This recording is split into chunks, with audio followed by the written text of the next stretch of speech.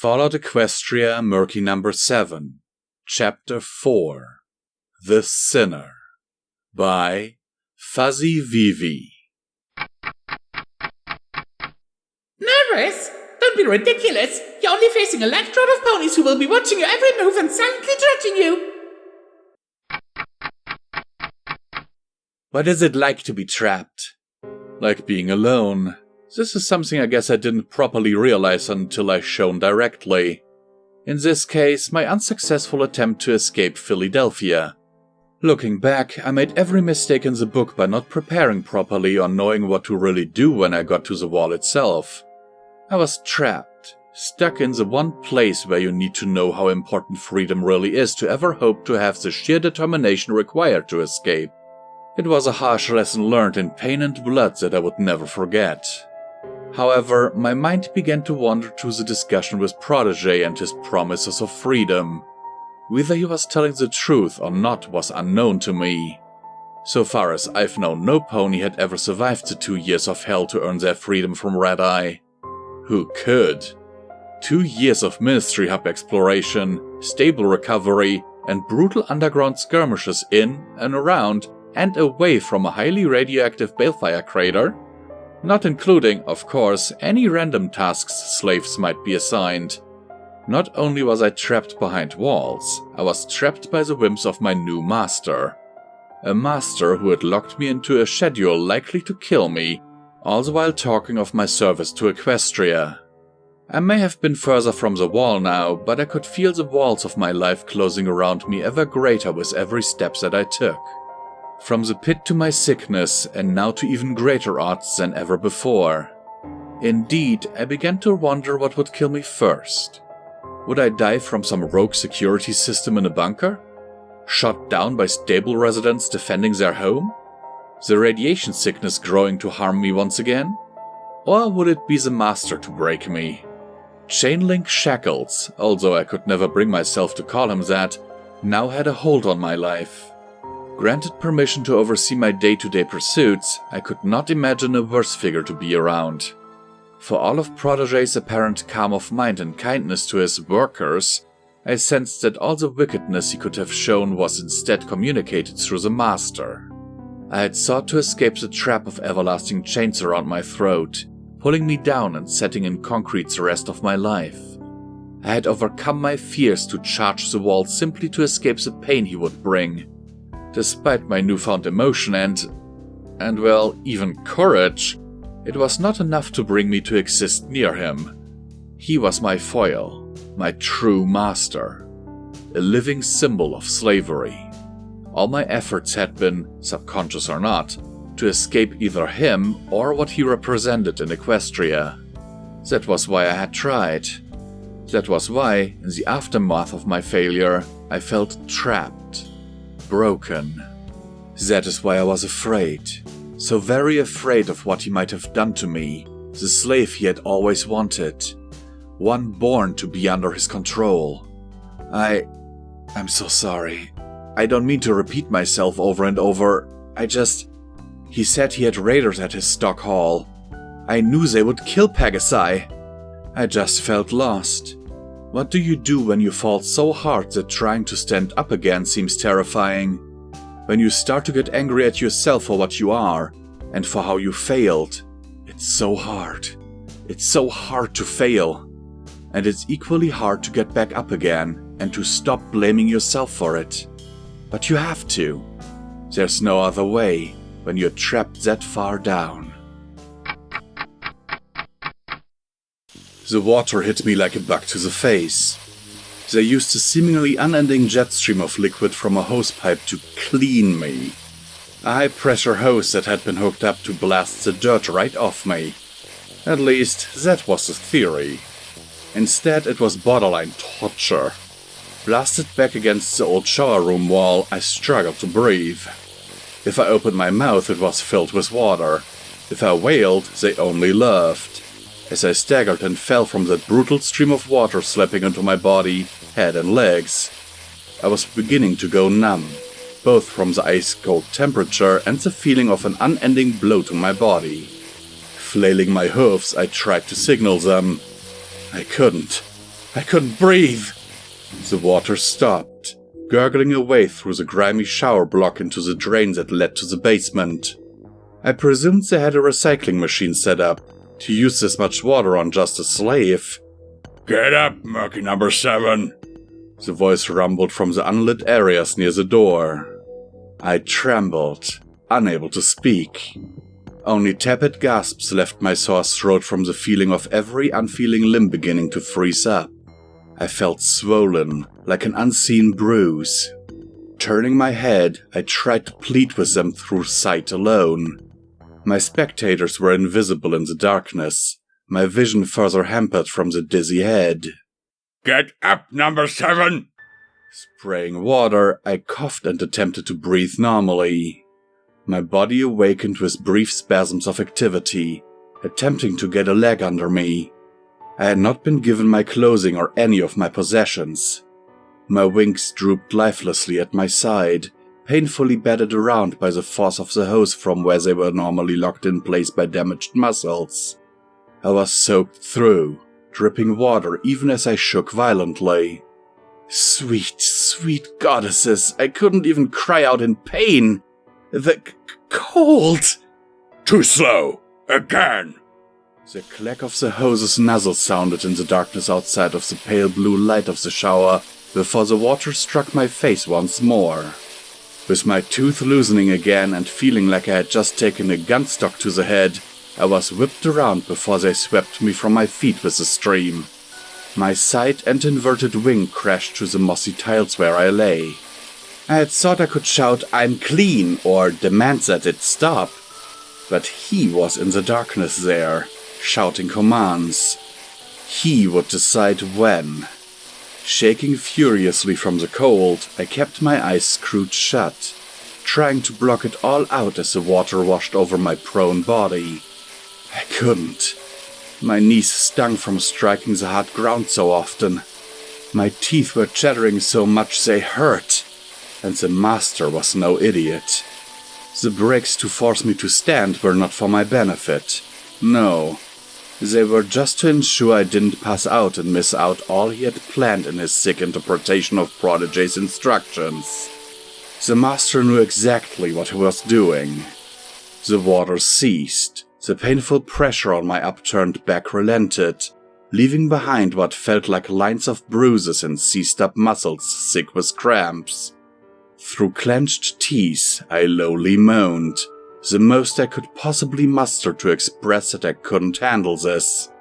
I wasn't even being cleaned. "Get up, Number 7! Number 7. His new pet name for me.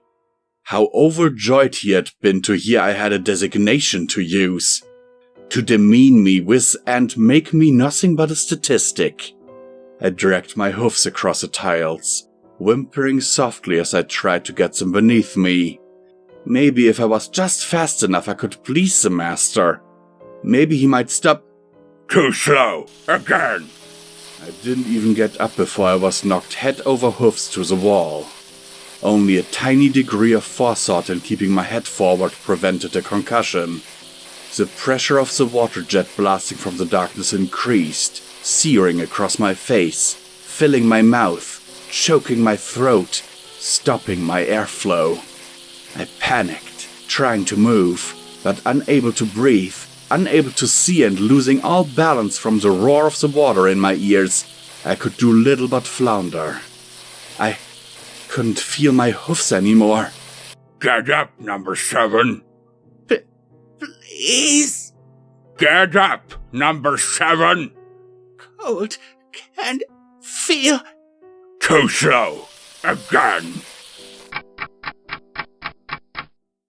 I was left to drip dry, standing amidst a darkened room across from the cells I had first awakened in. The slavers had told me if I moved or sat down, I would be put back in the showers for another cleaning. Clean was the last thing I felt. My body ached all over, yet no visible marks came through for anyone to know of the master's treatment of his new favored slave. I could almost feel the sickness about to set in, for my own fatal disease to flare up any second. On top of that, I was alone. Once I had believed I would never be alone again. The DJ would never leave me, so long as I had my pip-buck. Now that machine was long gone, taking with it the sweet voices of hope and truth. I couldn't even see the walls, thanks to a single dim orange light above me ruining my night vision. My hooves trembled from both the cold and the exertion of standing upright in one place for how long? Hours? A few agonizing minutes? Time held little meaning in Fillydelphia. What felt like 3 days could turn out to be a few hours thanks to the red haze, the never-ceasing interior workings, and the irregular shifts. I had no perspective of time even while outside. For all I knew, it had only been 1 day since the pit, not 3. In here, however, time was like a void. Worse, the room was soundproof. After living my life with hypersensitive hearing, that silence other than the drip of water from my body was like beating cast adrift onto the moon for 1,000 years. But at least it gave me time to think. I wanted out. That would never change now.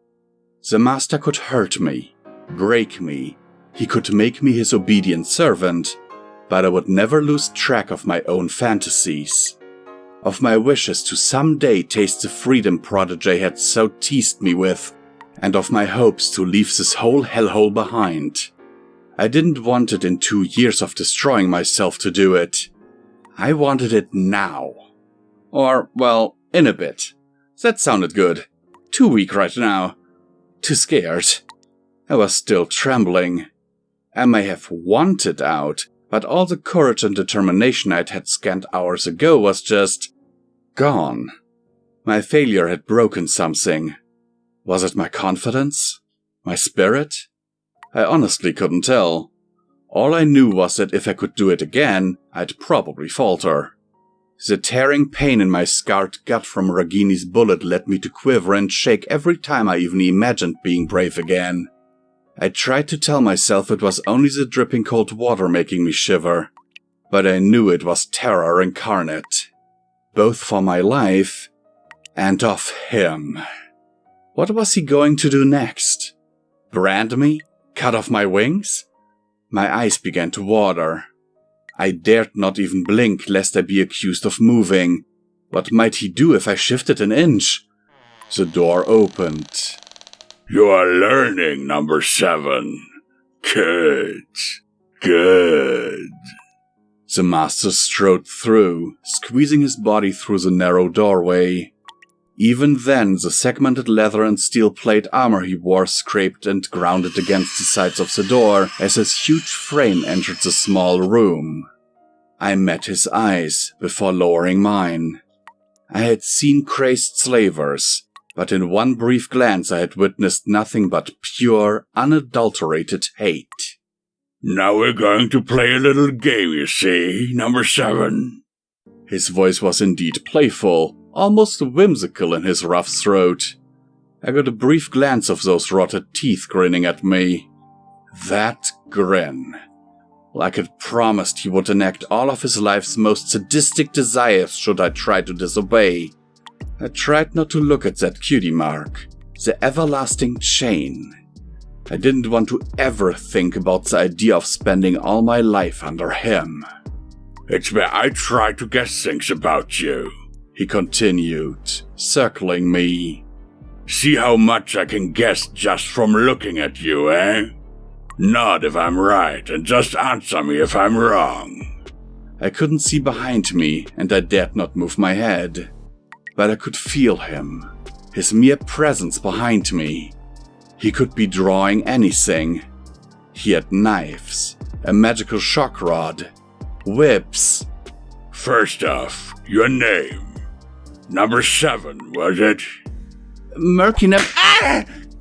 The leather whip crashed down upon my back. Whiplash's blows were nothing compared to this.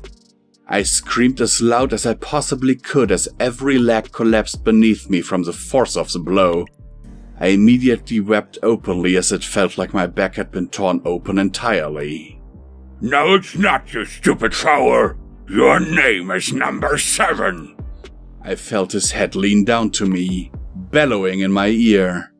He turned away, replacing the whip and lowering his voice, immediately regaining the heedless, playful, rough tone from before, as though nothing had happened.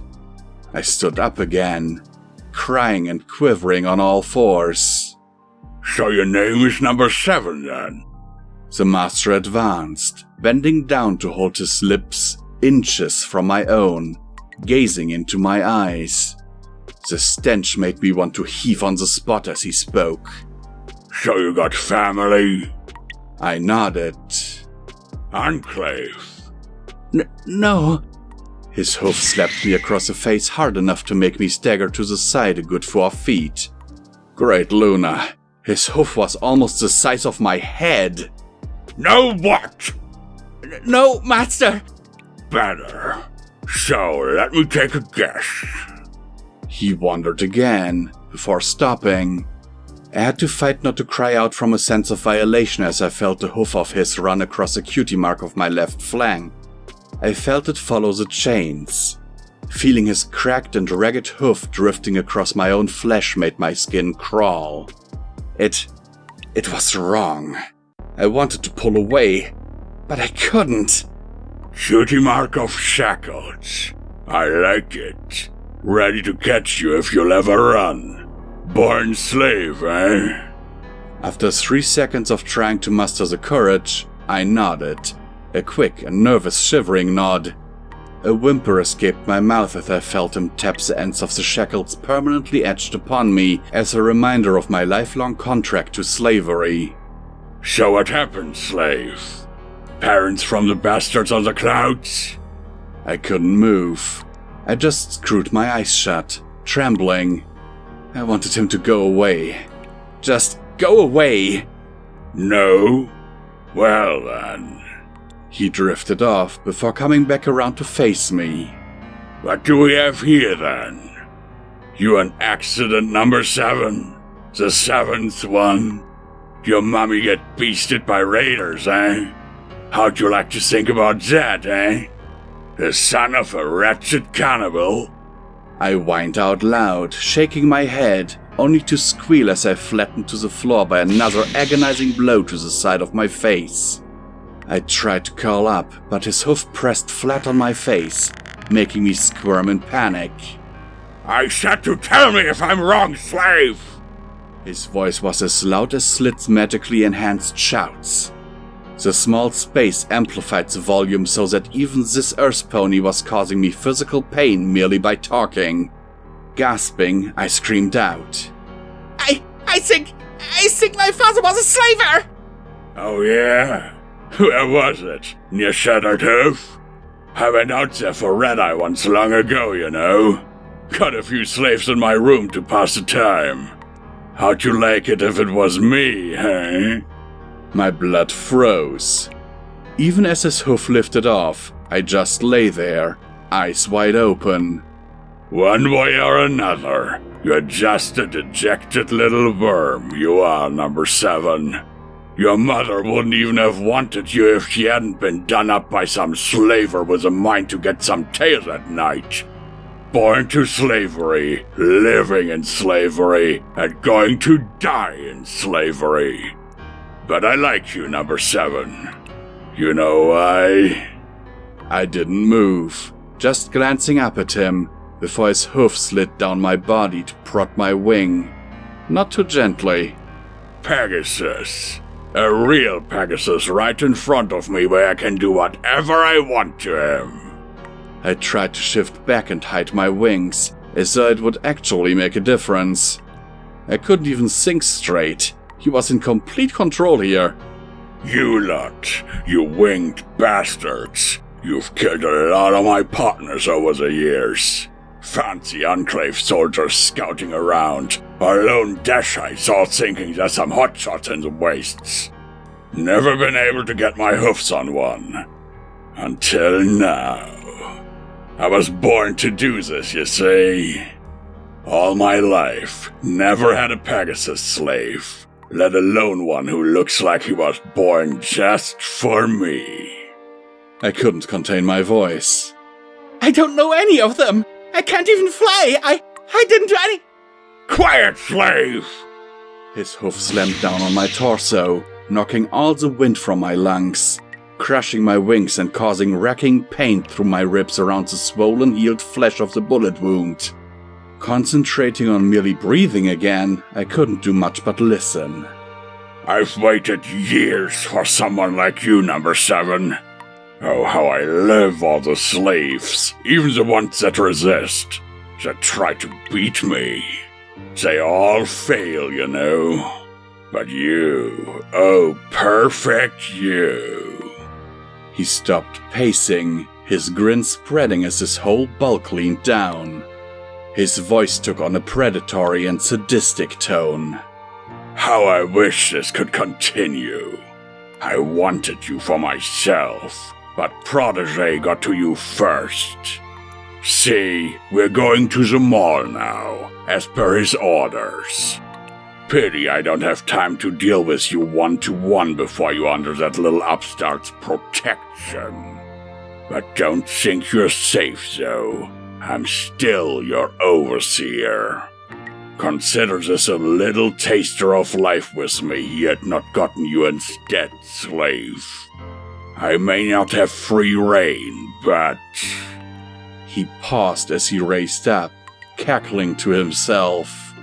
Who's to say we can't have a little accident en route to have some more fun before it ends? After all, I'm sure I heard Prodigy say to put you with the raiders. I screamed. I begged, throwing my hoofs forward, reaching for his hoofs. No! I wailed, shaking my head furiously. They don't just kill Pegasi. I heard it before. They hate Pegasi. Think they're all to blame. His eyes betrayed that hate again, directed at the fact I was born with wings. Because you all are, you feathered rats.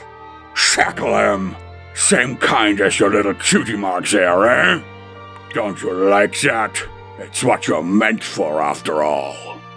With emotion, 2 unicorns moved in, shackling me up by all 4 hoofs in a complex chain that made any leg movement difficult. They also fitted a heavy rusted collar around my neck.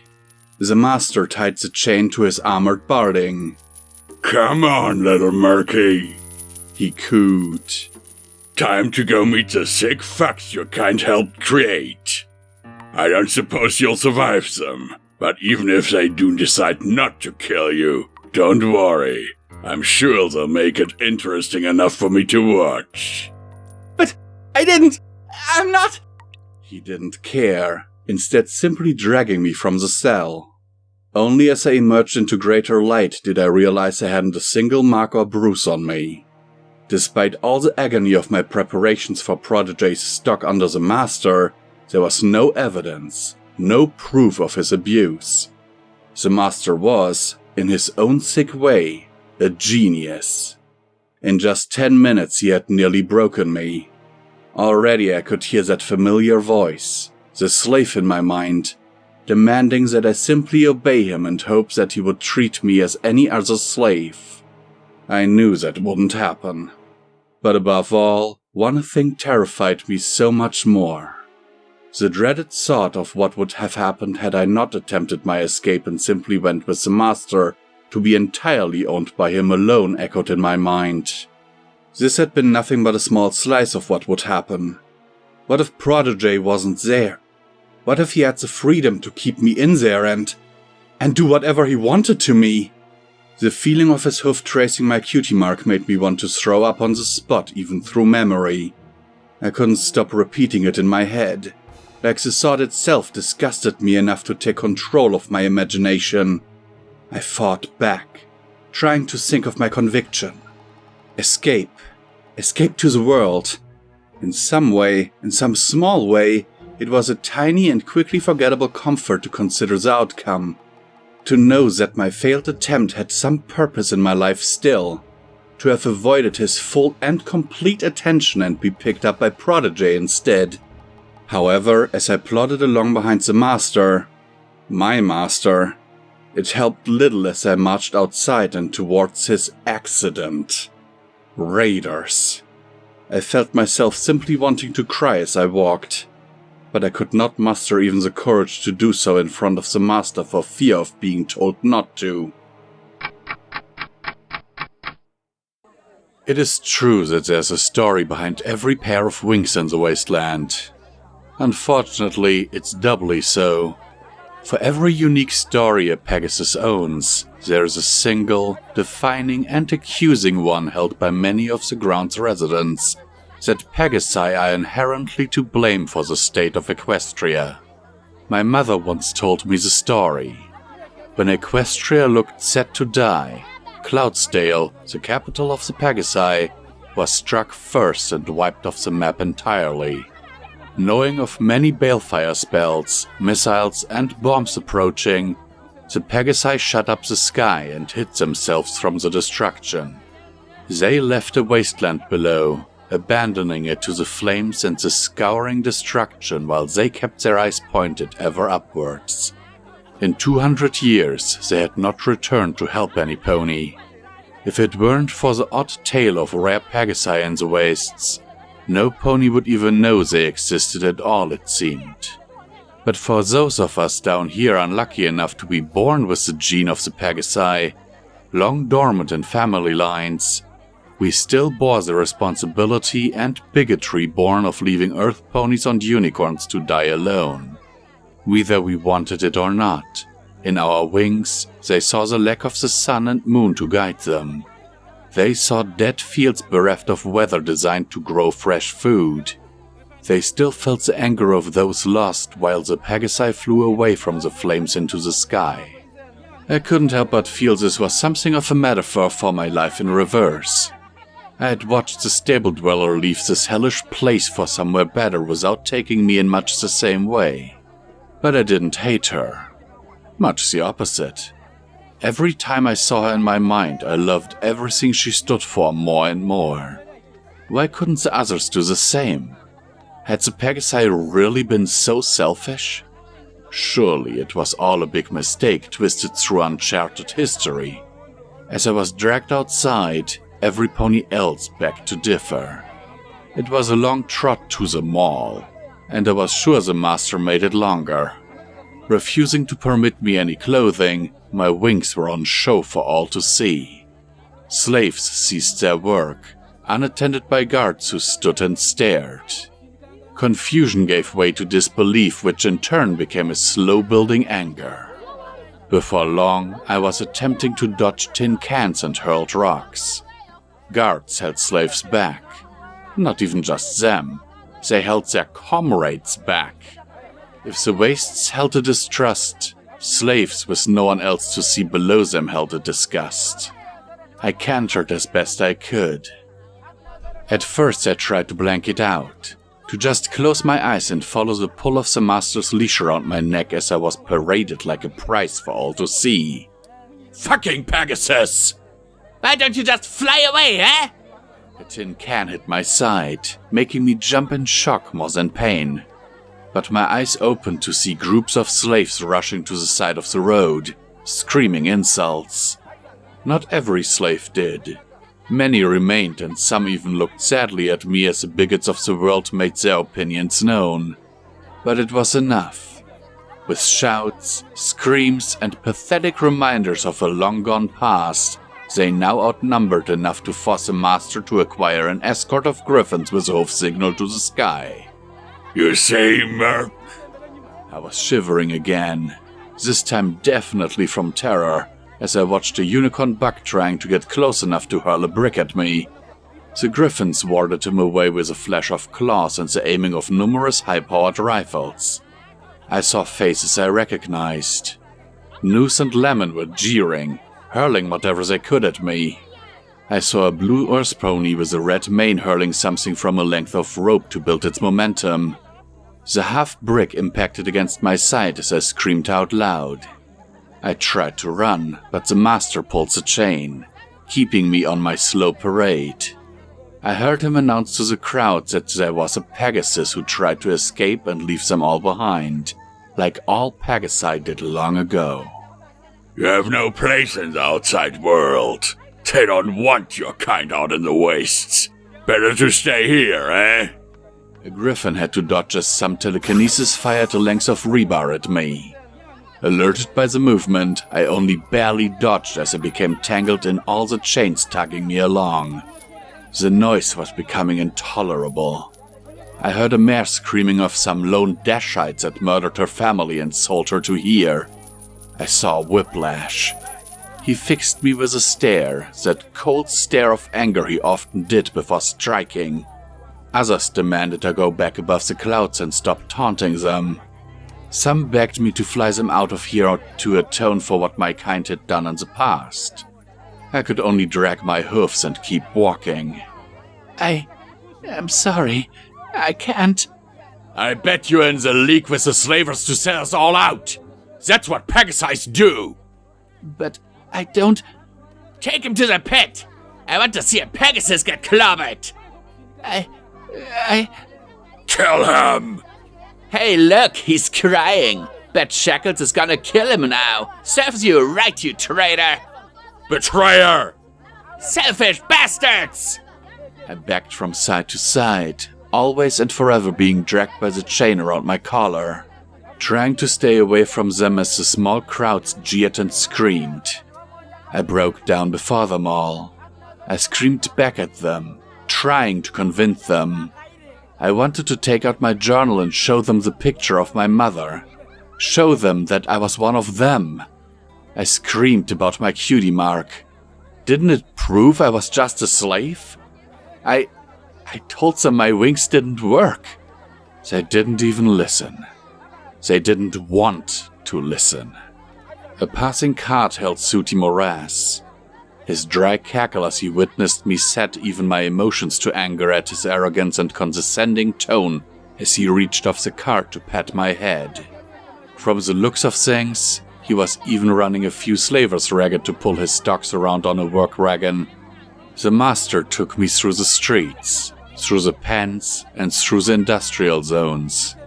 We passed the threshing mill on the way from the old prison. We crossed the fractured main wagon roads to pass by the factories. Slaves I knew laughed at it being me, calling that they always knew I was weird. I saw Wicked Slit chasing down a slave earth pony buck, throwing him to the ground with magic and resting that curved knife on his throat. She was screaming at him for not performing as well as he could. My passing drew her attention and she forgot about the buck to wander over next to her guards. Her eyes fell to my wings and to my chains before settling on the master. I tried to hurry up, but the master half-bucked me back again with a savage blow to my chest. Lying on the ground, being lightly dragged, I saw Slit looking down as the master continued to pull his prize away. I expected her to say something. I expected her to scream. She just grinned, as her knife pointed at me a few times before dragging itself lightly in front of her own throat. I gulped, shivering as I gathered the meaning of her gesture as she began to cackle, before eventually roaring with laughter. An evil shrieking as I was pulled away from her factory towards the care of one even she respected and admired the teachings of. Even as she turned away and began bucking slaves and guards to get back to work, she continued laughing, only stopping as she noticed the buck hightailing it away. Her all-too-familiar outcry of fury and the sound of her galloping hoofs was the last thing I heard before she fell out of sight. Amidst the humiliation of being displayed to the populace of Fillydelphia as the failed escapee and being revealed as a Pegasus, I guess I took some comfort in that she still didn't know who took her goggles. Every pony who had demanded me to do work seemed to have seen me. My heart was tight with the hate flowing freely from every pony, slaves and guards alike. The master had planned this. He must have known it would affect me. But as he dragged me past a forge filled with slaves, even he couldn't have planned the heartbreak he was about to cause me. Amongst the slaves rushing to the sides to view this rare Pegasus, I caught a glimpse of some pony running and pushing their way forward. Ponies made way. as she came to the front of the crowd. She pulled her bedraggled yet vibrant orange mane away from her eyes as she saw me being pulled in chains. Never could the master have done anything to me that hurt more than seeing all the bright hope and optimistic wishes come crashing down on her face. I gazed back, trying to not cry even as I saw her own eyes well up. She followed me, trying to keep up as best she could through the crowd. I saw her pleading look and her mouth move just enough to allow me to lip-read her words. "I'm so sorry, Murky." I could feel dampness in my eyes. No. I wouldn't cry. Not now. Not when she could see me. I had to be strong. For me. For her. I didn't want the last sight she had of me to be one of a pathetic wretched begging. I could almost hear the DJ telling me to stay strong, stand up and keep fighting. I remembered number 6 telling me to not give them the pleasure in the pit. I stood taller, prompting an interested glance from the master and an increase in our pace. The mare cantered to keep up, moving up until a chain around her hind leg locked and firmly stopped her from following anymore. Scarcely believing myself, I only knew I couldn't let her spirit break, even if I had failed. I tried to think of what to shout. "Come on, slave!" I felt the tug, tripping me over the heavy chains to force me to stagger onwards. But instead, she shouted first. "He has a name!" The master stopped. He turned. She stood as tall as she could.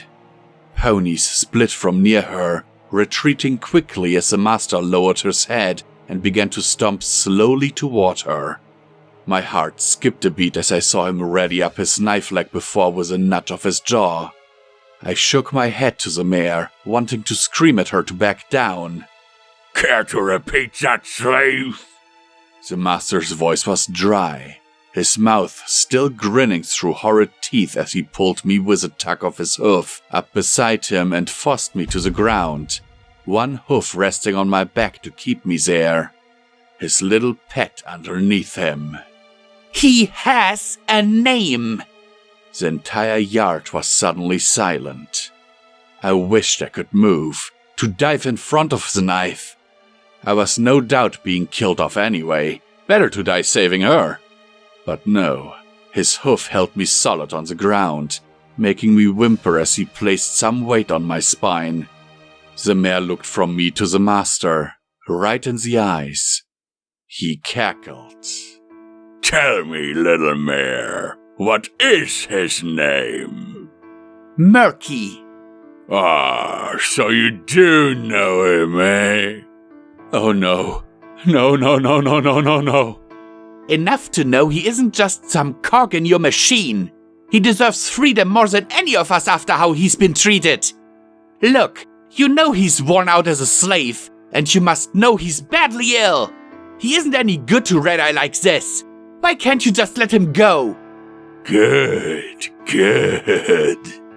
The master turned away from her, letting me up.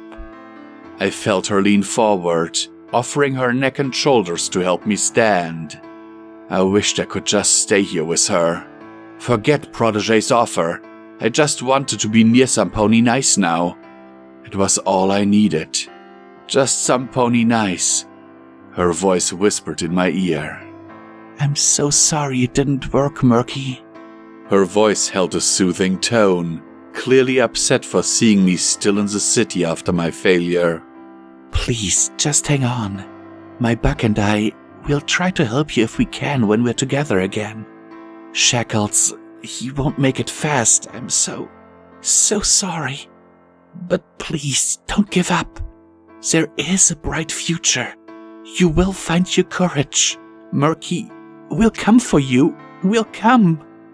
Those words, like last time, filled with promise, hope, and ever-comforting assurance. I wanted to reply, but I dared not raise my voice. She couldn't hear like I could. Softly resting her head against mine for just a second, I took comfort in feeling another pony so close and caring. A blissful moment, frozen in time for the half second it lasted, before the mare then turned back to the master. He was grinning maliciously, his head held high. Ha! Isn't that cute, then? He's been in slavery all his life. Does he really deserve this? The massive earth pony turned away from the smaller unicorn once again, as though having to decide. Without warning, he spun back, faster than I ever believed he could move. Yes! His hoof fired out, striking her so hard that she hurled over 6 feet away. With a crash, she hit 3 other slaves, knocking them all clean over a pile of wooden stands ready for tools. Clutching her side with a gasp of pain, she still managed to look up from the wreckage as he reattached his knife to the belt, apparently deciding not to use it. But I'm going to let your insolence go, little mare, he casually intoned. Because he clearly means something to you. It'll be all the better for you to know he's got a date with the raiders. You can lie around nursing those ribs and just imagine the things they'll be doing to him. Far away where you can't ask them politely to stop, eh? That ever worked? I tried to run to her side, but my own chains caught as the master stomped on them before I could reach her. The mare looked breathless, unable to talk. I saw a couple of other mares rush over to her, helping her onto her side. At least she had some allies. Perhaps once I'm done with him, I'll come looking for you too. I don't imagine he'll last too long after all. The look in her eyes as the master dragged me away gave rise to a new hatred. One of my captor and my overseer. He would, I don't know, pay? What could I do? The most I could for now was try to assure her not to worry as best I could through trying to not cry as I once again left her behind. I tried to walk as tall as I could, even as the jeering resumed, only looking back to try and mouth that I'd be okay. She nodded sadly in return, briefly placing her hoof on her heart. Then, as I was tucked harshly around a corner, she was, once more, gone. The mall. Finally and mercifully the crowds ended. My ears ached from the hateful words and screams that had been directed at me, simply because I had 2 extra appendages on my torso. But here we were. The mall. Protégé's worker camp. Rose from behind a wagon park like a giant that had fallen on its front. A massive shopping center of old Fillydelphia. It looked like it hadn't shattered like other buildings on account of its massive size. Multiple stories tall, its roof was too low to be seen over the factories and their towering areas, but was well over 50 feet in height. Angular, strange geometry covered most of it in diagonal triangles or designed scaffolding to hold it all together, like some giant metal and very angular flower facing to the sun. The large glass dome in the middle of the roof acting as a center, with metal plates and angles floating out in all directions to form petals. Despite the horrid makeshift walkways leading from upper floors to nearby manufacturing factories and scrap towers, it must have looked incredible from the sky. I tried to remember the flowers my mother had shown me in books. The main entrance loomed before me. Covered in razor wire and barricades, it sealed access with multiple guards under the looming triangle of skeletal metal designs. I couldn't read the name, but I could see all of the letters of the middle word had fallen off, so I presumed the 2 remaining ones left spelled out what I had heard. The mall. I felt his front leg descend around me, as though hugging me with one arm. He stank of violent sweat, grime, and things I didn't want to think about. His other hoof nudged the bottom of my chin up to keep me fixated on the building. Beautiful, isn't it? I agreed. It was a marvel of construction, and tragic to see lying blasted and weathered from mega spells, and 200 years of improvised repair. But as much as the artist in me wanted to linger on the details, I could barely think about the building. I could feel his barding leaning against me. Sweet goddesses, I could feel the warmth of his body. This was too close. I didn't like my personal space being invaded. It took every ounce of restraint and fear to not flick a hoof backwards like before. It got worse as I felt his head move down, inches from my ear. I could feel that hot, sticky breath of his crawl over the sensitive edges of my ear. Home to the slaves who don't want any better and just want to kill things. Now it's home to you as well. Prodigy may say it's all for the cause, but I know the truth, slave. I know ponies only come here who are too afraid to survive the lifestyle and want out. Them and the ones who don't know anything but violence. 4 walls and multiple levels of slaves too desperate, violent, or deluded to go anywhere else. Think you'll survive it? Think you'll be able to resist taking a plunge to the bitter end from the rooftops? I shook my head by less than an inch, closing my eyes. I didn't want to risk my ear coming any closer to that mouth. For a moment, my mind panicked that he knew, somehow, about my insanity on the control tower. What had I been thinking? But then, was it really so bad compared to what staying alive had brought me? With relief, I felt him move away and reattach the chain to his barding before striding forward. Good, because he won't. Oh, and by the way... His face became deadly serious, the hilt of the huge knife tapping me across each cheek as he spoke. If you so much as hint to Protégé about our little time together, I promise you that mare will be getting a visit earlier than you might think. Slaves disappear so often in Fillydelphia. The chain pulled me before I could even stand back up. I pulled back, prompting a sharp look from the big earth pony. He had just threatened the one mare I knew I wanted to protect. The surprise made him cease pulling as I stood up of my own accord. I was a coward, yes. No doubt I would back once we were inside. But as I trotted on my own without him pulling, I wanted him to see that all of the things he had broken in me, of my lost confidence and lack of drive to dare do anything brave anymore, I still had one thing. He hadn't broken my link with her to take comfort and strength in her example to stand up to him. Raiders. The scourge of the Wasteland. Gangs were bad. They took over areas, attacked other ponies, killed merchants, stole goods, and generally made life a misery. Keen to be better and bigger, they'd made examples of those who crossed them and attempted to wrest control of areas from civilized ponies. But raiders? They were beyond sanity.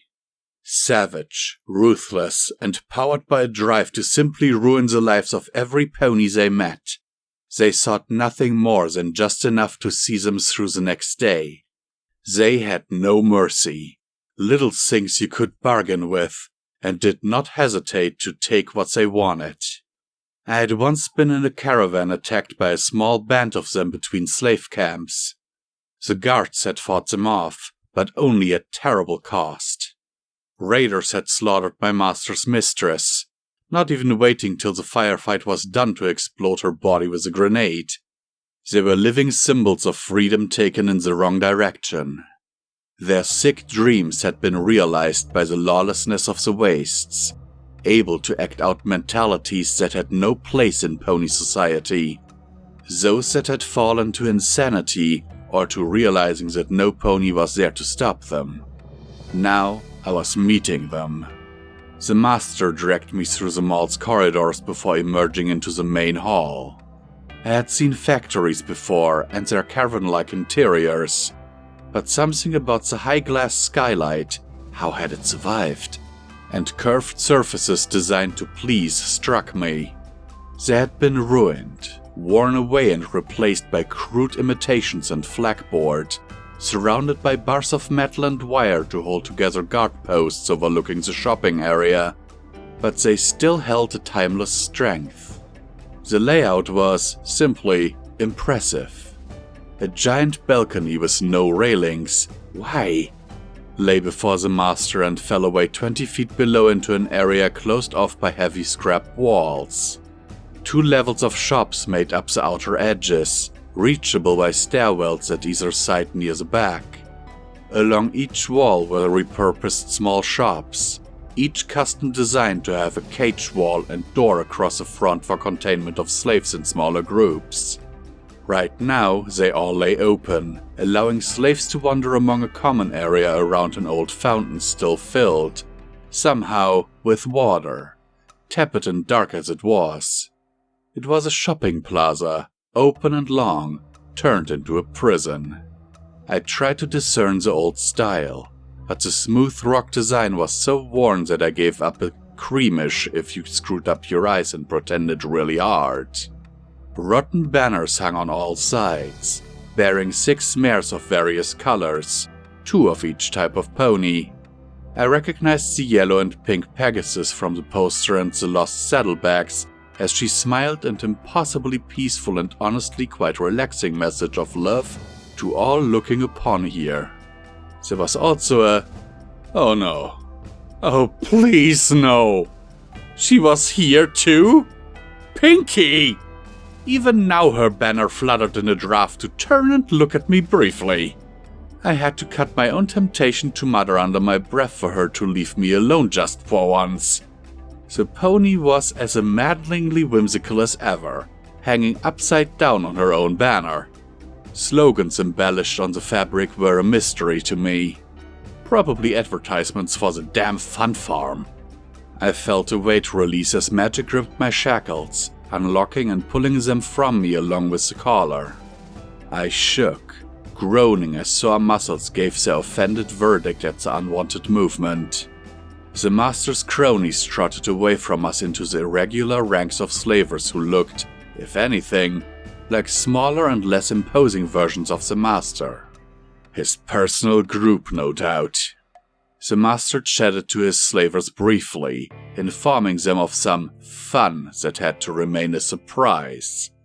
No doubt code to not let this slip to Prodigy. Briefly I wondered what Pinky would think of this type of surprise fun. Broadcasts in the fun farm mentioned it often enough.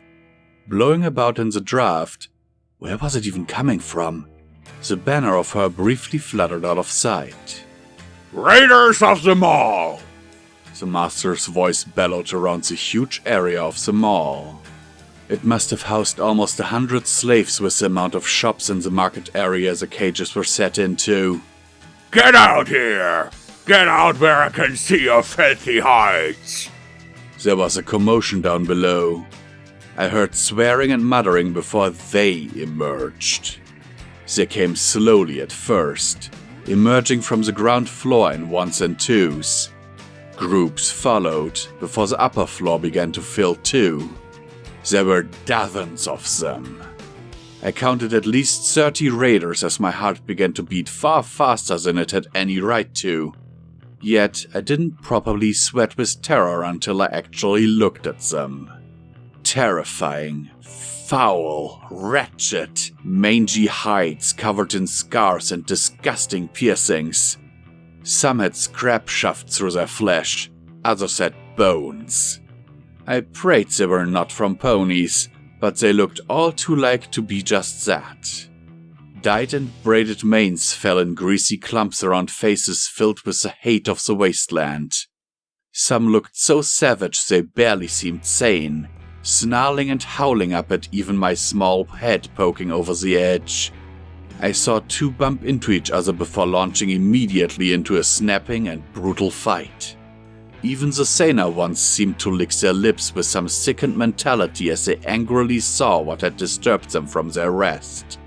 Or whatever else they were doing. Blood streaked the floors in places to give indications of past involvements and brawls. I saw non-raiders cowering at the back, presumably only alive due to the presence of the guards. There were far more of them than the raiders, however they clearly lived in terror of them. Despite that, they seemed unharmed.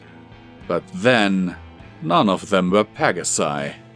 Many raiders wore ruined pieces of torn cloth and barding. Some had face masks or wrapped scarves around their head.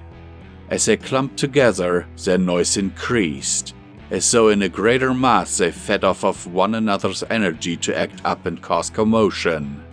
Raiders! The master shouted down to them, prompting them to scream back a mass of insults that he only smiled at. You have shown great fury in your work in this last stable. The dwellers stood no chance against your frenzied assault. A huge chorus of screaming and bellowing emerged from the raiders. Some brandished trophies. I saw one with a thread of ears around his neck. Suddenly my own mismatched and tainted ears felt a lot less repulsive, and more like a prize. As such, they began to quieten down. I've brought you a gift for your entertainment. Their stomping and howling returned, even louder than before as they saw my scarred face. 30 or more raiders all glared at me with enough lust and sick wanting to make me shrink back from their horrid laughter. I could hear them begin to call for me to be sent down for another toy. It dawned that I was not the first. The master held up a hoof. He clearly controlled them like this, offering sick rewards in return for owning a powerful workforce of brutal raiders adept at slaughtering anything in their path. And it's a Pegasus! A deafening explosion of screams, cheering howls, and curses swamped up and around the entire area. Even as I winced, I felt the master's unicorns telekinetically shove me forward onto the balcony before the master, my whole body on show to the raiders. Suddenly I felt very exposed. Like an announcer, one hoof holding me in place, the master crowed to them as though teasing a new item for sale. You want him? Yes! You want him? Yes! Have him! I quickly turned to face the master, kneeling, placing my head to his hoofs. I hadn't even noticed my instinctual tears anymore. I couldn't go down there. The thought of all the things they might do to me. Please, master. Please. I'll do anything. He looked down at me, wearing that malicious grin only he could pull off. Really, Number 7? Yes! I screamed. Anything! I trotted back from him, shaking my head. No, please! I already promised them that price, 7. Ha! Enjoy! He twisted, turning, and bucked me hard enough to catapult me off the balcony. A horrible explosion of pain along my side gave way to an oddly calm and pregnant moment of terror as I felt weightless. Briefly, I wished that I could only open my wings and fly away from all this. I tried, but they just didn't move. Instead, I hugged myself as tightly as I could, praying the fall would kill me. In that oddly long moment while tumbling, I wished to the goddesses. Please, make it quick. They did not smile upon me. I landed in the fountain. I didn't even have time to scream after I felt my front right shoulder strike the marble wall when I plowed into the surprisingly deep water. All sound deadened as the harsh slap of the surface knocked me senseless. My shoulder was racked with pain. I wanted to cry out, but my mouth only filled with disgusting and filthy water. Alone in the brief quiet of the dark water, I didn't even know which way was up. I realized I couldn't swim. Not that I needed to. Masses of hoofs reached in. I felt mouth biting, hoofs wrapping around me, and a huge strength pulling me out.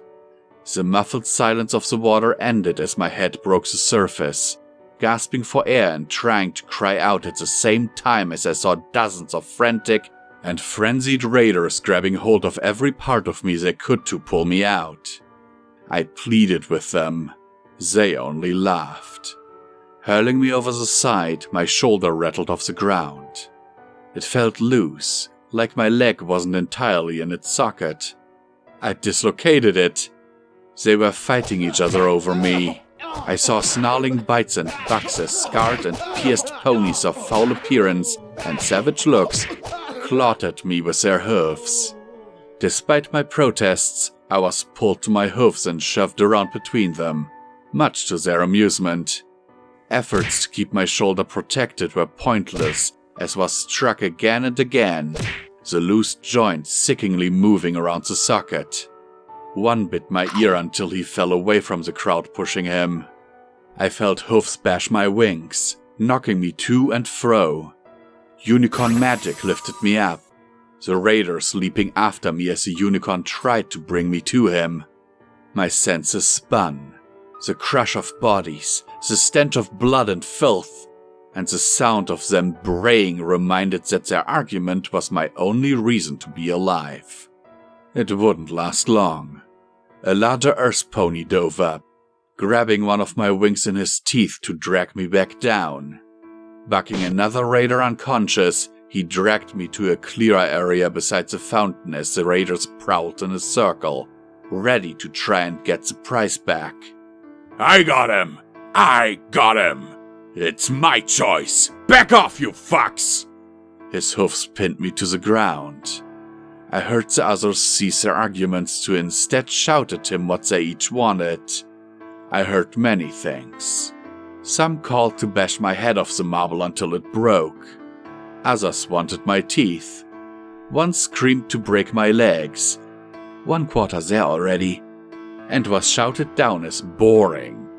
But I whimpered and whinnied as I heard the overwhelmingly popular voice. Rip his wings off! The earth pony brayed into the air, stomping with a hoof on my head to hold me down. Without hesitation or anything like nooses or lemons posturing or taunts, he simply reached down and grabbed my right wing in his teeth before pulling sharply upwards with all his might. Before my eyes instinctively clenched shut, I saw the master far above, standing with that grin. My wings stretched, underdeveloped muscle and broken bone structure bending, and being yanked out of place as it extended this far for the first time since I was a colt. A sudden release of tension slapped it back to my side as I felt something pull free. Daring to open my eyes, I saw a few feathers in his mouth. Spitting them out, the crowd fought over them. A sickening sense of loss prompted a muffled and strangled cry from me. He reached down again, grabbing the stem itself tightly in his teeth, determined to get the full thing this time. With an almighty yank, it began. The pain was unbearable. My head thrashed, my hoofs kicked, but they held me down, chanting, "Pull it off! Pull it off! Pull it off!" I felt the muscles stretching. They weren't listening to me. "Pull it off! Pull it off! Pull it off!" My entire torso felt ready to rip off with it. Oh, goddesses, please! "Pull it off! Pull it off! Pull it off! Pull it off!" Every bit of tension disappeared at once with a snap, and I felt my torso fall to the ground again. Time was crawling as I opened my eyes. I saw blood. I turned. My wing was intact. The sound had come from above me. In the 1/4 second of realization since the noise, I saw my tormentor's face deformed around a colossal hoof driven by immeasurable force. The flow of time returned, as did number 6. Driven by a gallop and dive over the fountain, his momentum carried him into the raiders like a dark crimson cannonball he had landed amongst them. The raider atop me fell, utterly lifeless as a massive stallion carried past and thundered into their ranks with a bone-crushing sound of harsh impact. 6 raiders alone were crushed under his sheer size and huge bony hoofs powering on through the crowd. Flung aside like skittles, they rolled on the ground holding wretched limbs and battered ribs. But the rest were not cowardly pit guards. They swarmed, pressing their sheer numbers in a frenzied countercharge. The stallion whirled on the spot, teeth clenched as he bucked, swung, and threw his weight around with wild abandon. Raiders fell, receiving sickening stamps to their chest as they lay. I saw him grab one by their leather jerkin in his teeth and spin him so hard he actually threw him with his mouth across the room into another two that had been trying to catch him from behind. Their great mass broken, number 6 went to work on the individuals. A dull thud sounded as his forehead collided with a unicorn, horn or not, putting him unconscious on the spot. A full buck sent another flying into the cage door used to access this area via normal means. It bent. 3 raiders galloped and leapt, landing on his back or dragging his sides. I saw him snarl as one bit into the back of his neck before he reared up and allowed himself to fall backward. The screaming raider, unable to let go, found himself crushed under the entirety of 6's considerable weight. The other 2 ran across, hurling rocks with magic, making him back off to cover his face before charging them. Shocked by the speed of such a huge pony, they were caught and brutally disabled as he reared up and lashed his front hoofs out to slam their heads together. The sound was like 2 stones colliding. The remainder of the group, well over half of the raiders, swarmed. Number 6 growled, turning to face them, standing between them and myself. A gunshot rang out from above. Groaning as the adrenaline faded and the pain began to return from my reverie watching the massive stallion at work, I saw the master spit a rifle back to a subordinate. Enough! I give you lot a prize and all you do is fight over it like cowards. Get in back your damn cages before you put us out of work for a month, you wretches! The raiders hesitated. They glared at number 6, pounding the ground with their hoofs and snarling. He matched them, his own hoof pounds drowning the rest of them out. I said enough! The raiders began to reluctantly disperse, one by one in the same fashion as they had arrived, only now with furious disappointment in their bloodshot and yellowed eyes. On the floor lay half a dozen raiders that needed dragging off. Some just were not conscious at all. I had a nasty feeling the one on top of me had been killed instantly. Gradually they cleared the floor, others and the pony over me. Number 6 simply watched them, snorting at any got too close to us. Robbed of their fight, the raiders threw insults in their wake. Keep him for yourself then! What are you trying to do? Get a little family, eh? Can't hide our prizes from us forever, traitor. Just you wait, betraying bastard! Number 6 did not even reply. After they had gone, he cast a glance upward. I saw the 2 largest, strongest, and most terrifying ponies I knew in all of Equestria lock eyes. Even from here, not knowing much about either of them, I could see every ounce of visceral violence between them. With a snort, the master departed, moving out of sight, his fun spoiled. Without a word, I saw number 6 turn and stare directly at me. In the odd silence, despite the master leaving, I did not feel particularly safe. Not with a colossal pony I had witnessed take on an entire gang of raiders and win, moving towards me. Immobile and lying down, my perspective of him was all the worse to look at. Frightening tribal dyed hair on his coat mixed with lavish scars of gunshots, blade wounds, and everything else across his almost grotesquely powerful body. I couldn't help but look at the flapping bit of skin remaining on his left ear. Those mismatching, one-half bloodshot eyes stared down at me as though contemplating something.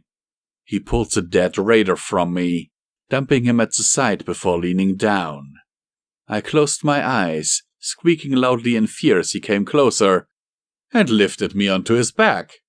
Groaning in pain from my shoulder, even through my fear and abject disbelief, I felt myself slung over him, higher than I had ever stood, as he turned and began to trot back the way he had come towards the shop's open cage door. I was naked, bereft of everything I had ever made for myself. I wanted my journal so badly, to look upon the comforting images. Crushing desire to once again hear the radio clenched my heart. A guilt that I had lost Sundial's only message to the future began to creep in, even as my drifting thoughts wandered from hardship to hardship, while in the thrall of near unconsciousness from pain and adrenaline. Once again, luck had thrown me a small bone to just barely keep me alive. But that never lasted in the past. Why would this Earth pony be any different? He had abandoned me before. Why come back now? Why was he in here? Somehow, I couldn't quite feel the elation I wanted to be able to. I just wanted my things and a cozy pigsty until I could figure out another escape plan. One that would work this time, taking the mare and her buck with me. The huge stallion lowered me down onto a rough bed made of multiple layers of damp cardboard inside the shop. The moment gave me enough of a shock to open my eyes once again before squeaking in terror, pressing back against the wall. The squeak only heightened as the movement dislodged my right shoulder again. Staring with wide eyes, I dared not shift as I gazed upwards at the colossal earth pony whose immense shape blocked all light coming into the shop through the door. He had yet to lean back, his gruff and ugly face staring directly at me for a few more seconds before standing taller and taller once more. Don't hurt me! I'm sorry, really! Why?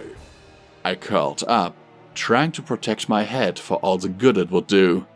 Why should he not hurt me? I had ignored his help before, and now I was his prize as much as any pony's. I'm a born slave. I could help you. You can have my food. I'll watch your stuff. Just please, I don't want any more pain. I felt myself choking up. Every pony hates me and wants me dead because of those 2 stupid things on my body. Please, number 6, please. His head tilted to the side, the bloodshot eye narrowing in minor confusion. In the backlight from outside, he was little more than an imposing sentinel of imminent violence. Even I could tell eyes that had seen too much blood and death. Only now I could get a better look. I saw that he was a good bit older than I'd thought. I'd thought him an adult, but his face bore the weathered look of a stallion long past his prime. Maybe 50? Or more? I wasn't exactly going to ask. I tried to remember him from before, when he had apologized, saying I didn't deserve death. I hoped that still held true. Or did he want a prize just as much? Number 6? His voice mumbled, repeating my words carefully. Of course, I'd gotten so used to thinking him by this name. I just blurted it out.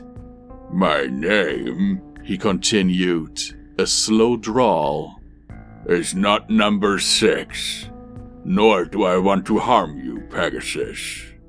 I simply stared upward in near shock, elation and hope beginning to spring in my heart until it was beaten down by the reminder that nothing that I ever did turned out quite right. Why should this be any different? Then what is your name?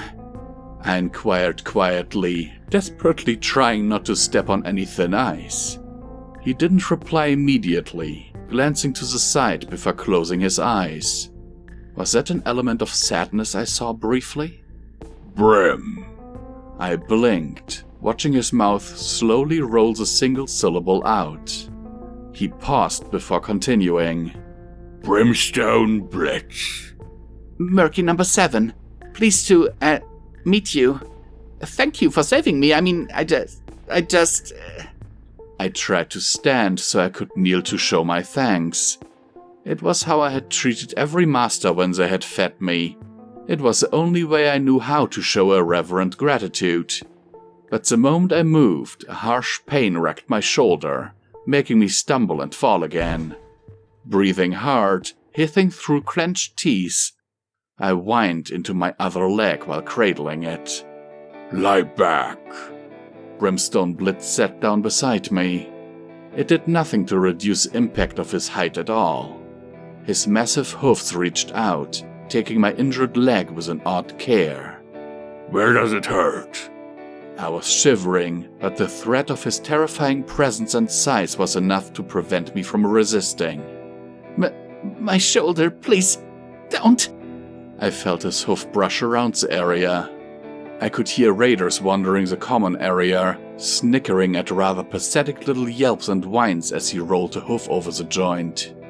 Aye, it's merely dislocated. I gaped. Merely? Brimstone examined it, before nodding slowly. Hold still, Murky Number 7. I can reset it. I'm not sure. Please, I need a doctor. Prodigy has... Shut up and bite the cardboard below you. On 3. No, 1. Can I? There was a sudden pop. Ah! I yelled out loud, pulling my hoof back from his grip. Brimstone seemed to grin with only one side of his mouth. I could hear shrieks of laughter about the Philly whine I had made from the raiders outside. You said on 3! I protested in a high-strung voice, rubbing my shoulder. Brimstone huffed gently. Stopped your whining, didn't it? I tested my leg. It moved again, if it was incredibly painful and stiff to do so. I didn't want to imagine how it might have gotten if I had left it longer. My head fell, resting on the cardboard as sweat dripped off me. Thanks, though. I wasn't whining. I was just complaining. Sure. Brimstone moved away, sitting against an old counter and watching the door. Only now did I get a good look around at the area he had clearly made his home. Most merchandise had gone, but a few old posters showed images of various forms of clothing. I saw dresses on pretty unicorn mares, tall and strong bucks wearing suits, and other, more casual attire. I imagined the empty stands crammed in the corner had once held the stock. A great many posters in one corner, though faded and wrinkled, showed nice-looking mares wearing socks. I had to fight down the urge to want to try drawing one of them, to refocus back on the important matters at hand. Besides, my journal was gone. There wasn't a huge amount else behind the cage door that still stood open to the common area. The counter covered the front quarter to the side of the doorway, bereft of any cash machine. Behind it, I saw a door leading, presumably, to a stockroom. Despite the fuzzy headiness, I could swear Brimstone was sitting as though guarding the doorway. He looked back at me. I shrank back out of sheer habit. You didn't deserve what they would have done to you, Merc. That's not what every pony else thinks. Why do you not hate Pegasus?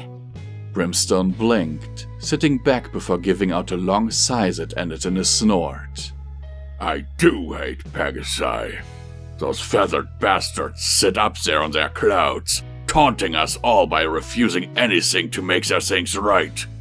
Live long enough, you gradually spot traces of them. But you're Wasteland born, clearly. He inclined his head towards the raiders mostly clustered on the opposite side of the mall. Besides, I'm not in a position to judge any pony else, so I couldn't sit by and watch them do what they were about to. I shivered, curling up a little more tightly with one hoof rested over my wing. The sight of lost feathers, of the pain that still burned in my side. They had been about to... the pulling. The feeling of it beginning to tear away. I hated my wings, but they were my wings. The shock of the entire traumatic day began to land home. Hundreds of slaves and guards all knew what I was now. All my things were taken. The master had... Oh, Luna, he had hurt me so much. I couldn't... Regardless of the embarrassment, I simply began to cry in front of him. Shuddering and sniffing, I tried to look away. Brimstone followed my gaze before simply shaking his head. Too weak. I don't know how you survived this long if all you do is start crying and everything. Through wet eyes, I turned to him. I don't know how to be strong. I tried to escape, and now it's worse than ever. Brimstone Blitz furrowed his brow, snorting loudly. Why? Sniffing, I couldn't look him in the eyes. Because now they know I'm a Pegasus. Now they know I'm one ponies are supposed to hate. He looked at me with confusion. You sound like you feel guilty for being a Pegasus. Like you're believing the hatred saying you bear the sins of the past done by completely different generations. Why do that? You can ignore it or avoid it. It's not yours to feel the guilt. But be careful who you tell that to. Especially to those who can't push off the guilt to dead ponies. Brimstone grumbled, tapping a hoof on the counter hard enough to make it shake. Some things you will learn. You cannot simply turn a blind eye to like that. Trying to calm my breath, I sat up, wiping my eyes with a filthy hoof and wincing as the red sores on my muzzle stung from the contact. Gulping, I opened my mouth to speak. What do you mean? What did you do? His front hoof went from tapping to a stomp hard enough to make me squeal in shock, holding my ears. Opening my eyes a little, I saw his teeth clenched as he swept away from me, each step of a hoof coming down far harder than it needed to.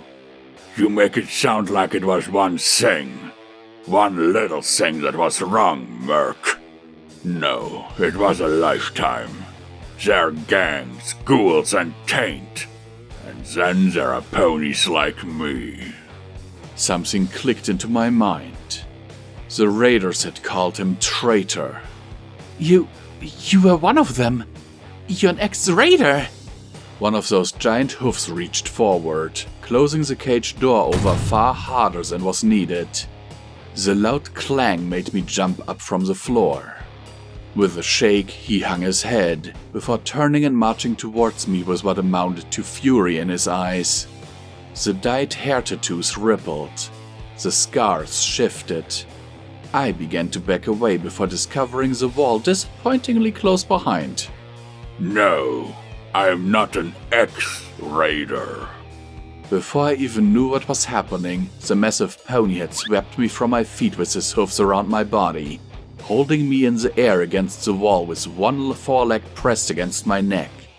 I tried to scream, instead spluttering out a choked gasp from the pressure.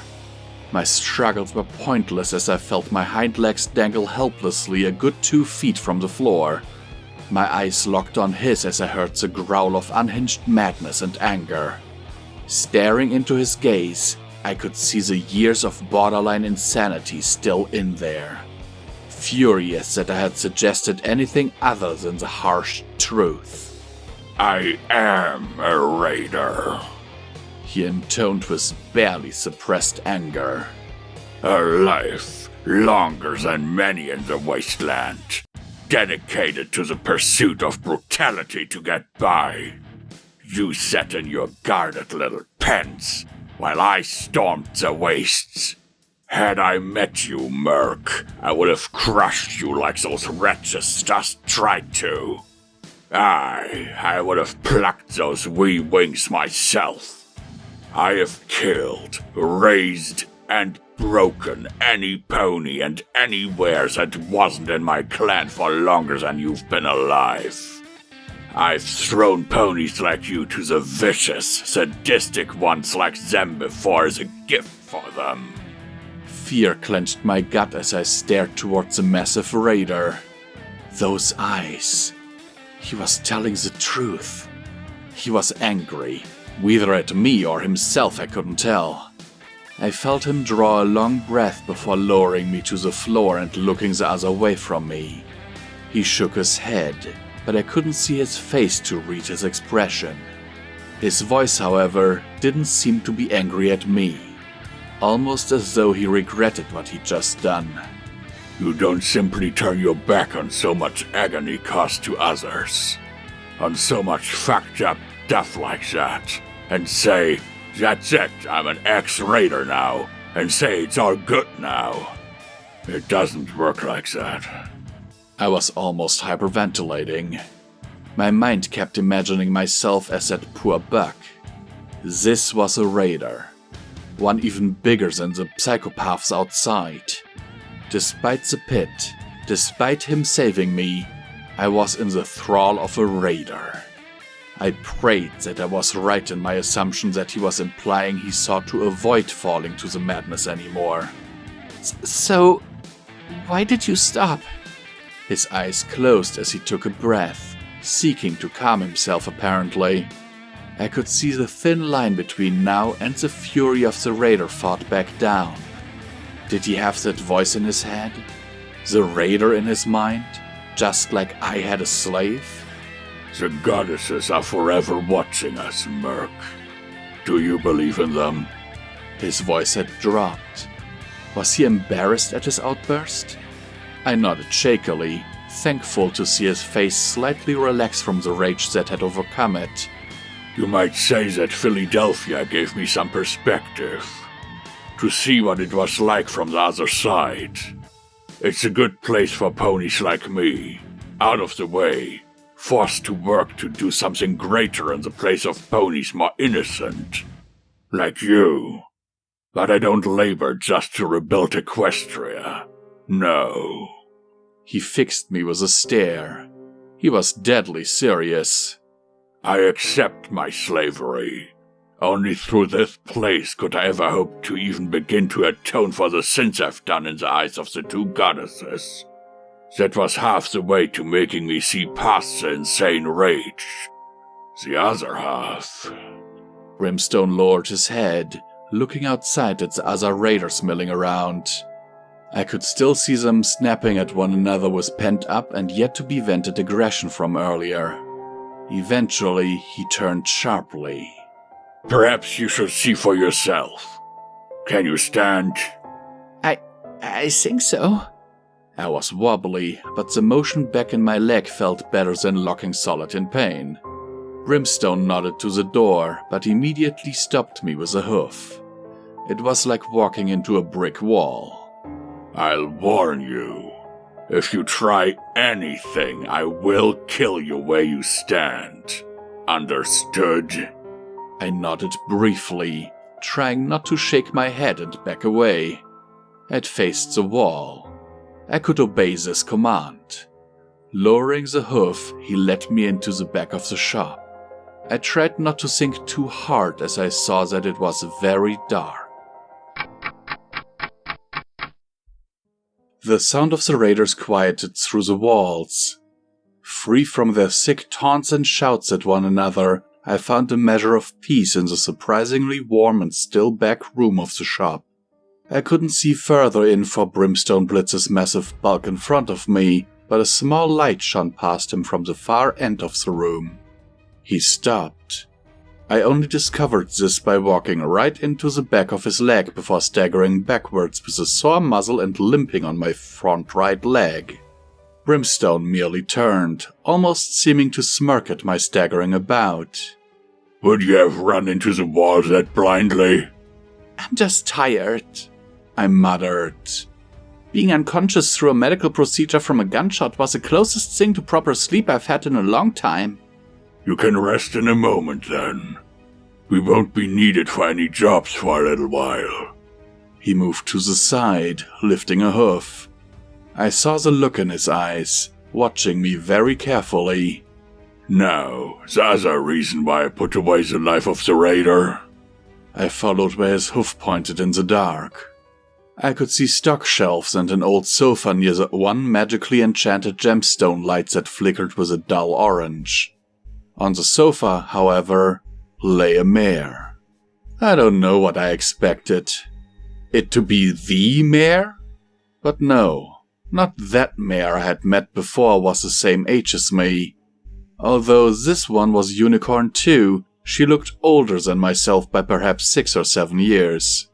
She was asleep, lying covered in a cloth blanket stitched together from every color imaginable. I found myself trotting forward out of curiosity. What about her was special? But a look from Brimstone made me immediately stop in my tracks. Okay. Not trying anything. Really? Look at me here, not doing anything. Not even moving. Not even The mare coughed, shivering despite her covering. She was sick. Her pearl-white coat seemed slick with sweat while her short and thick two-tone pink mane felt tangled around her head. Around her lay, presumably, her and Brimstone's possessions. Not much, but a small case filled with little twinkling and sparkling orbs drew my eyes for just a second. The mare shifted, groaning as my eyes flickered back to her. I saw her awaken rather lethargically. Brim? The voice was weak and stammering with fever. I recognized these symptoms all too well as acute radiation poisoning. Brimstone advanced slightly before kneeling down beside her with shocking gentleness. I'm here, Glimmer. His voice was softer than I'd ever heard it. Just keep resting. She didn't. Instead, I saw her eyes casting about in the darkness, apparently missing me for a second before they focused and settled upon my presence in the gloom. Who? Her eyes blinked, showing a surprisingly bright azure sparkle to them. Even while sick, I could see a spark of energy and life to this mare. Come here. Don't be scared. Her hoof inclined me to come closer. I looked to Brimstone, who stood and trotted backward with a small nod. Even now I could see the look. One wrong move and you won't leave this cell alive. Limping, I trotted over as quietly as I could, head low into the light. Oh, a little earth pony, aren't you? Cute.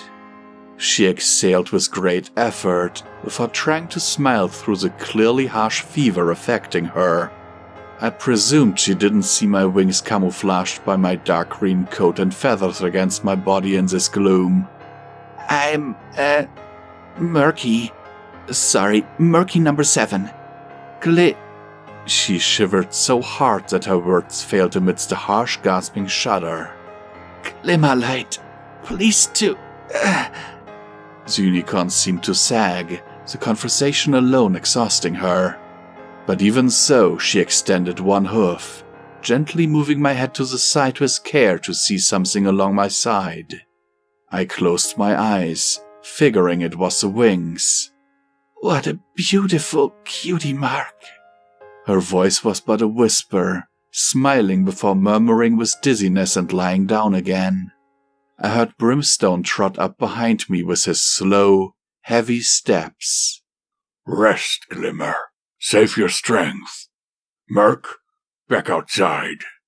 I found it hard to move. What had she meant by beautiful cutie mark? This gnashing and savage shackle on either flank was an insult to my wishes to be free. I wanted to reach forward, wake her up and ask, but somehow I couldn't quite bring up the courage to do so. I guessed it was a fever. She had probably seen something else. She hadn't even spotted my wings. Besides, why would I want to hear any comments on my damned mark anyway? I knew what it meant, and I was going to prove it wrong someday.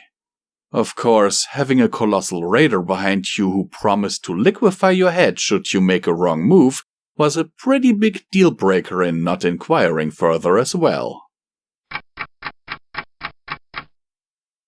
Back in the front of the shop, I turned to Brimstone Blitz the moment he followed me. Glimmerlight intrigued me. Just what did she mean to him? I stood up straight as I could on 3 functioning legs. Why always the legs? And followed Brimstone with my head as he moved to plant himself down at the counter again. So, you and her, are you two, Are we what? Together? Is that why you stopped raiding? He laughed, a deep, rumbling, and somewhat disturbing noise before shaking his head. Kid, I'm a good few years older than her. Where'd you get your relationship theories? I felt my face flush. Okay, that was a good point. But the level of care he showed her. Brimstone coughed into his hoof, continuing even as he leaned his head back and looked at the ceiling. I could swear his voice changed, becoming less rough and more of a melancholy tone.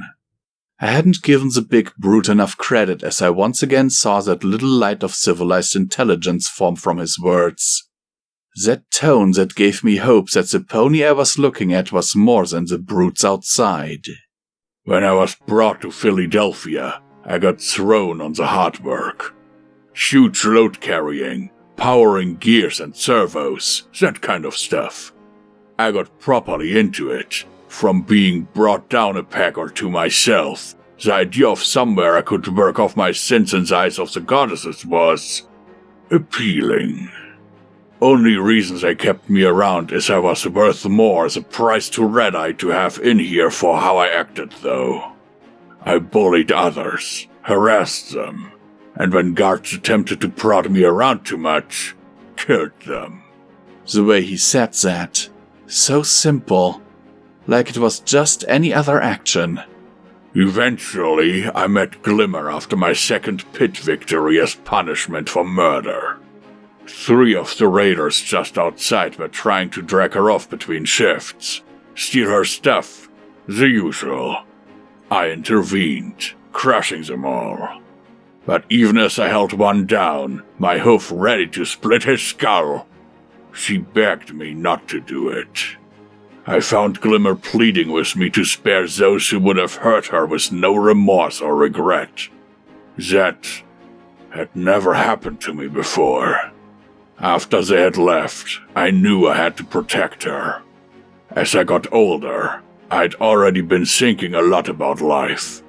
Some pony in the clan, before we got caught, had already spoke about, He cut off that last sentence, making me wonder who he meant.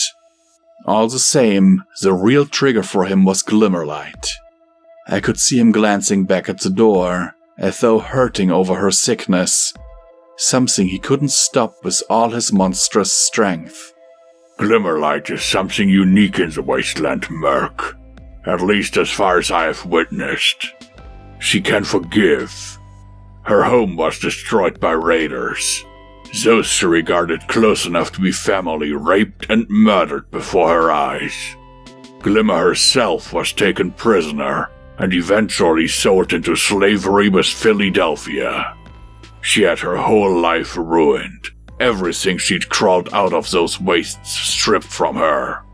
I whinnied softly, lying down as I felt a couple of slow tears trickle onto my face. But she looked so full of life in those bright, if sickly-looking, eyes. Brimstone sighed before doing something I did not expect. He smiled. But she doesn't hate any of them. I don't think she's capable of it. After the pain passed, all she wanted to do was make the best of things and forget the bad times as quickly as possible. Somehow she still thinks that the world can be better, that someday she'll get out of here and go back to a good life, like nothing had ever happened. That's why I have to take care of her.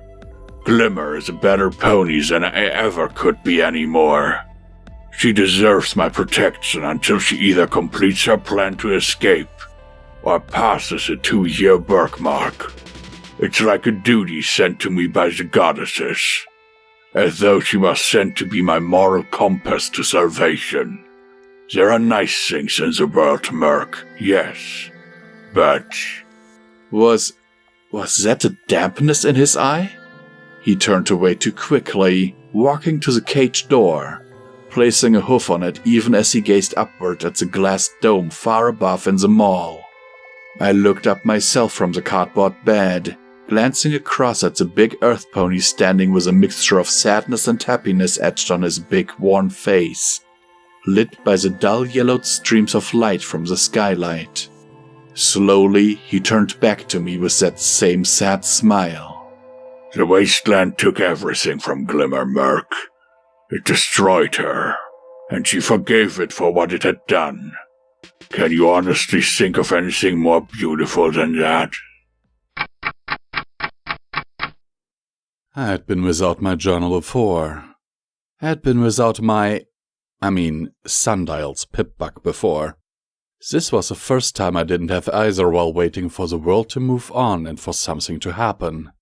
However, I was not without things to consider during the long times that Brimstone spent checking in on Glimmerlight, most especially the peculiar tale and somewhat tragic reality of this strange pairing of ponies.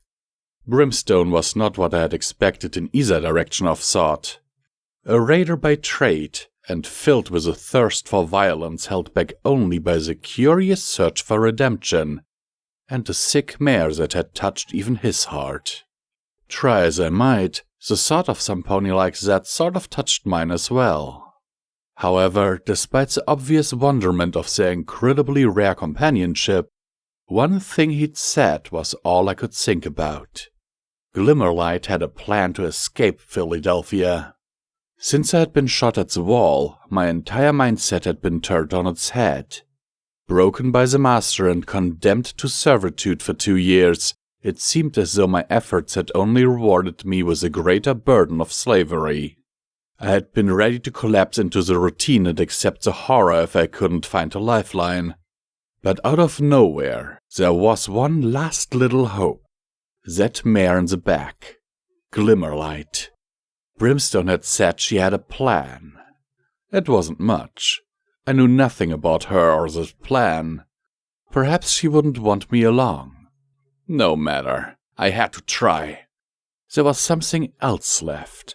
Only my wavering confidence driving me to stay alive. I couldn't get out alone now, so Glimmerlight was hopefully going to be what I needed to get back on my hoofs properly. I had to help her somehow, to help Brimstone save her life. Whatever it took, like it or not, an unknown sick mare was the only path I saw open to me in discovering another way out of Fillydelphia. Brimstone had left me in the front of the shop, citing that I was a distraction encouraging Glimmer to exert herself to speak to me instead of resting. I had sought to ask what was precisely wrong with her, but frankly, that was just an excuse to get a conversation. Since his admission, Brimstone had been oddly morose, as though ashamed that he had spoken so openly to me at all in the first place. The truth was, however, I knew what was wrong with her anyway, and what she needed. After all, I had the exact same thing, right? Radiation sickness. Mine was a little unique in that it stemmed from an irradiated lung infection, but the theory was the same. Rat sickness needed rat away. Not exactly a common substance to slaves in Fillydelphia, as I had found out the hard way. I shivered, curling up on Brimstone's cardboard bed and rubbing my shoulder. Things hadn't settled in yet about my relocation. Too much all at once. Too many emotions. I was afraid. An understatement, yes. But what else was there for it? Fillydelphia detested me before I surrendered.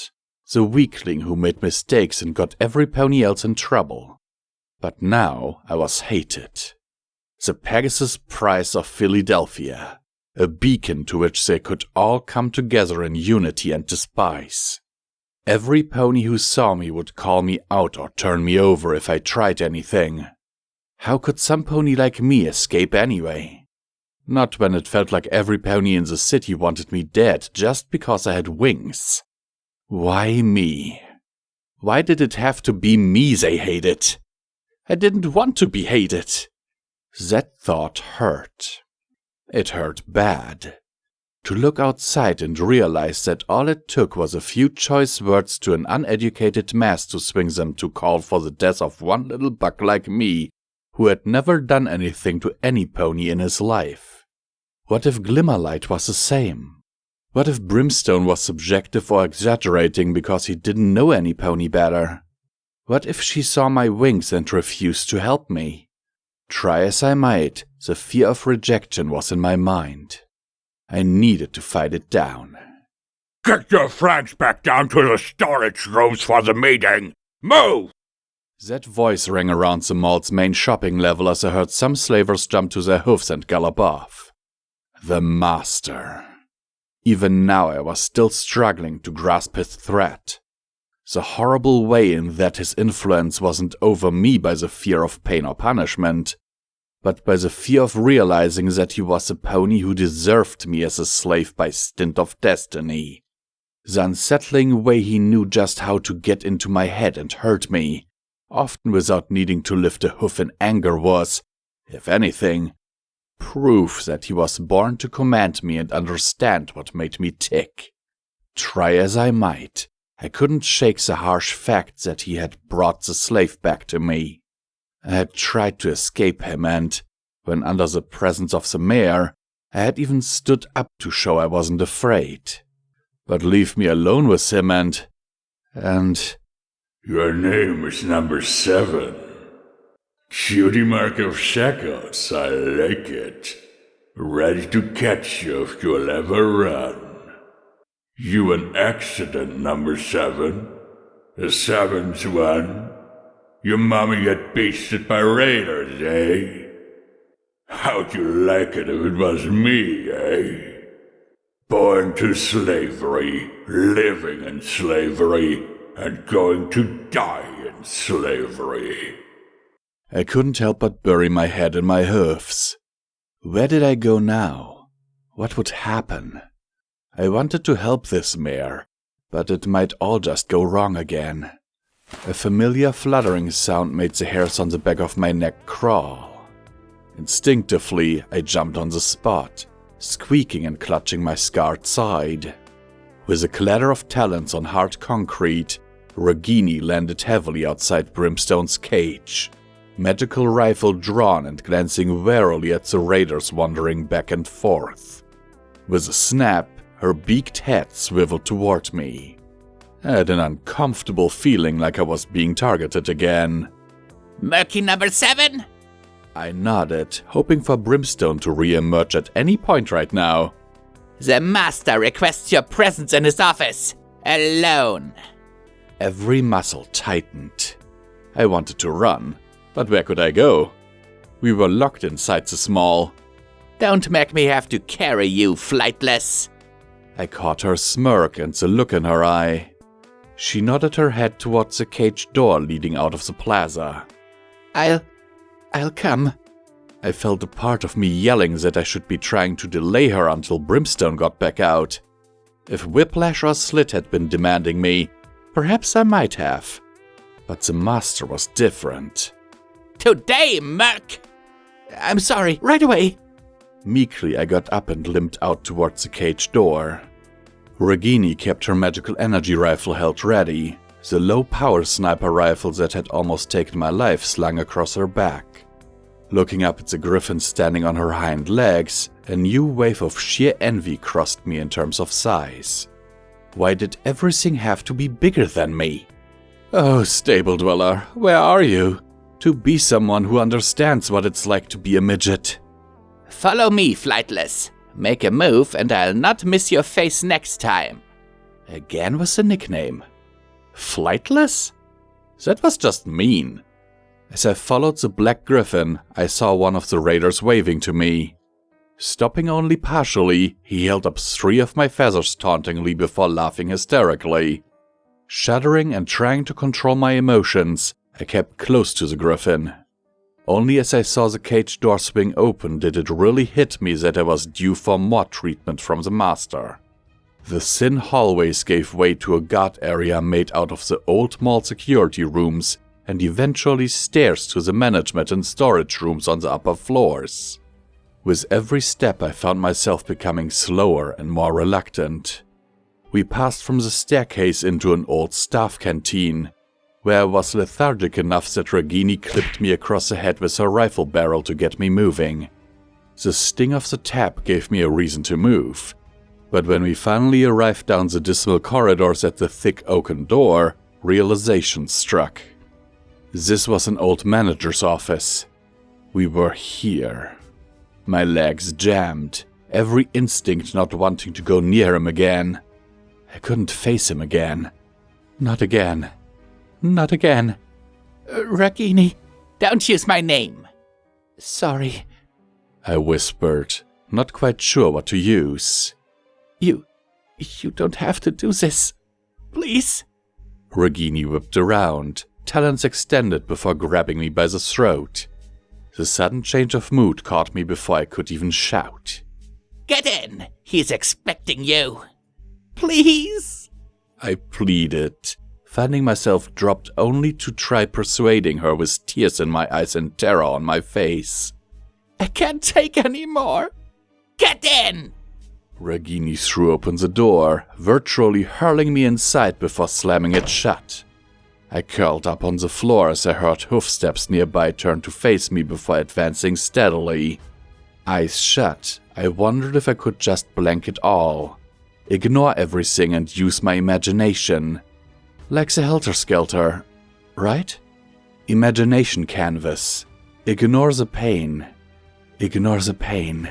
Merc, I must question why you cower. I assure you I will not harm you. That voice. I opened my eyes, rubbing tears away to look up and see the master that Ragini had meant. Protégé stood before me, holding a couple of books in his telekinesis with a genuinely curious look. That curiosity turned to slight confusion as I almost passed out on the spot with relief. I wanted another chance to speak with you, Merc. I regret that we did not have much of an opportunity last time. Although I had hoped that after being cleaned up and fed, your condition may have improved. I sat on the floor before his desk, atop an old red carpet that perhaps once was thick, but was now faded and thin. Protégé's office was, simply put, something clearly different from anywhere else I had ever seen in Fillydelphia. The old room had been renovated with either high condition or even newly remade objects, including a thick and ornate pre-war study table and large wooden bookcases, each crammed with a mixture of old frayed tomes and freshly printed thin books from Red Eye's industry. High-quality gem lighting gave an amber radiance to the entire area, while the large window had been reinforced and replaced to overlook the corrupted majesty of Fillydelphia's industry. Between a couple of bookcases, a thick safe was embedded in the wall. I could see attached rooms, their flapping doors open, that led to an attached bathroom and 2 bedrooms. I couldn't see much, but one was clearly his own, and the other a much smaller, converted from a big cupboard. As polite as he was, even I could tell that big chart on the wall was a schedule for sending us all to our deaths in stables and irradiated bunkers. That, and it was all a bit of a mess. Books lay strewn everywhere, over his desk, on chairs near the door and even on the windowsill. I could see some even sitting on his bed through the doorway. The bulky terminal on his desk, another book resting on top of it naturally, also seemed to be peppered with small sticky notes to remind him of things. Yes, this is indeed my home, Merc. He spoke with a thin smile, watching my head pan around. Ragini is a top-rate associate and bodyguard, but she isn't tasked to keeping many things in line. I do apologize for the mess. This nice talk wasn't sitting well with me. The black unicorn had passed back to his desk, sitting and leaving something in front of him, the pages completely hidden behind the stack of papers near the front. Between sentences, I could see his visible eyes scanning each page for a few seconds before turning to the next. What did you want me for? I spoke with deliberate wish to break through the nicety. Prodigy raised an eyebrow, looking up from the book of interest. No master for me? How unusual amongst slaves. Usually they would be afraid of being punished for ignorance. But then, you are unusual to begin with, Merc. In more than one way as well. The Pegasus who tried to get over the wall to win the freedom he was denied by birth. There is a certain romanticism to it, don't you agree? Technically, I had planned to go under the wall, but I didn't figure pointing this out would win me many points here. Try as I might though, all I could remember was fear, pain, and blood. Nothing romantic came out of lying in your own gore, screaming for mercy from a griffin who had shot you. I failed, you know this. Yes, Murk. But clearly I am not alone in how I feel, despite what you think. His horn sparked red, lifting what he had been looking at. I almost rushed his desk on the spot. My journal! I could see the last image I had drawn, that of a Pegasus flying free above the wall. Witnessing my clamoring excitement to get it back, Protégé raised a hoof. Worry not. I intend to return it to you before you leave today. However, I have spent the last hour or so going through it. Images, drawings. It's such an interesting and alternative way of interpreting life compared to the words that I love so much. You seem to sketch from the heart, judging by the emotional nature of some of these. The pages flicked, revealing the last picture I drew from my subconscious before the pit. Lying before my killer. Lowering the journal, he continued to flip and glance as he went backwards through my life as told by pictures. I was somewhat glad he had hidden it. I didn't want to see what I'd drawn while under the influence of slave indoctrination. You also seem to have a certain appreciation of shape and form as well, particular with regard to ponies. You seem to be rather observant of all angles of them. He'd been flicking through all my pictures? Protégé looked up. Was that a knowing smirk or just normal for him? Murk, why are you blushing? I'm not. No reason. Just, nervous, new place and stuff. I see. Not letting the smirk die, he set the journal down before crossing his hoofs on the desk. I tried not to headbutt the floor in an attempt to feel less embarrassed.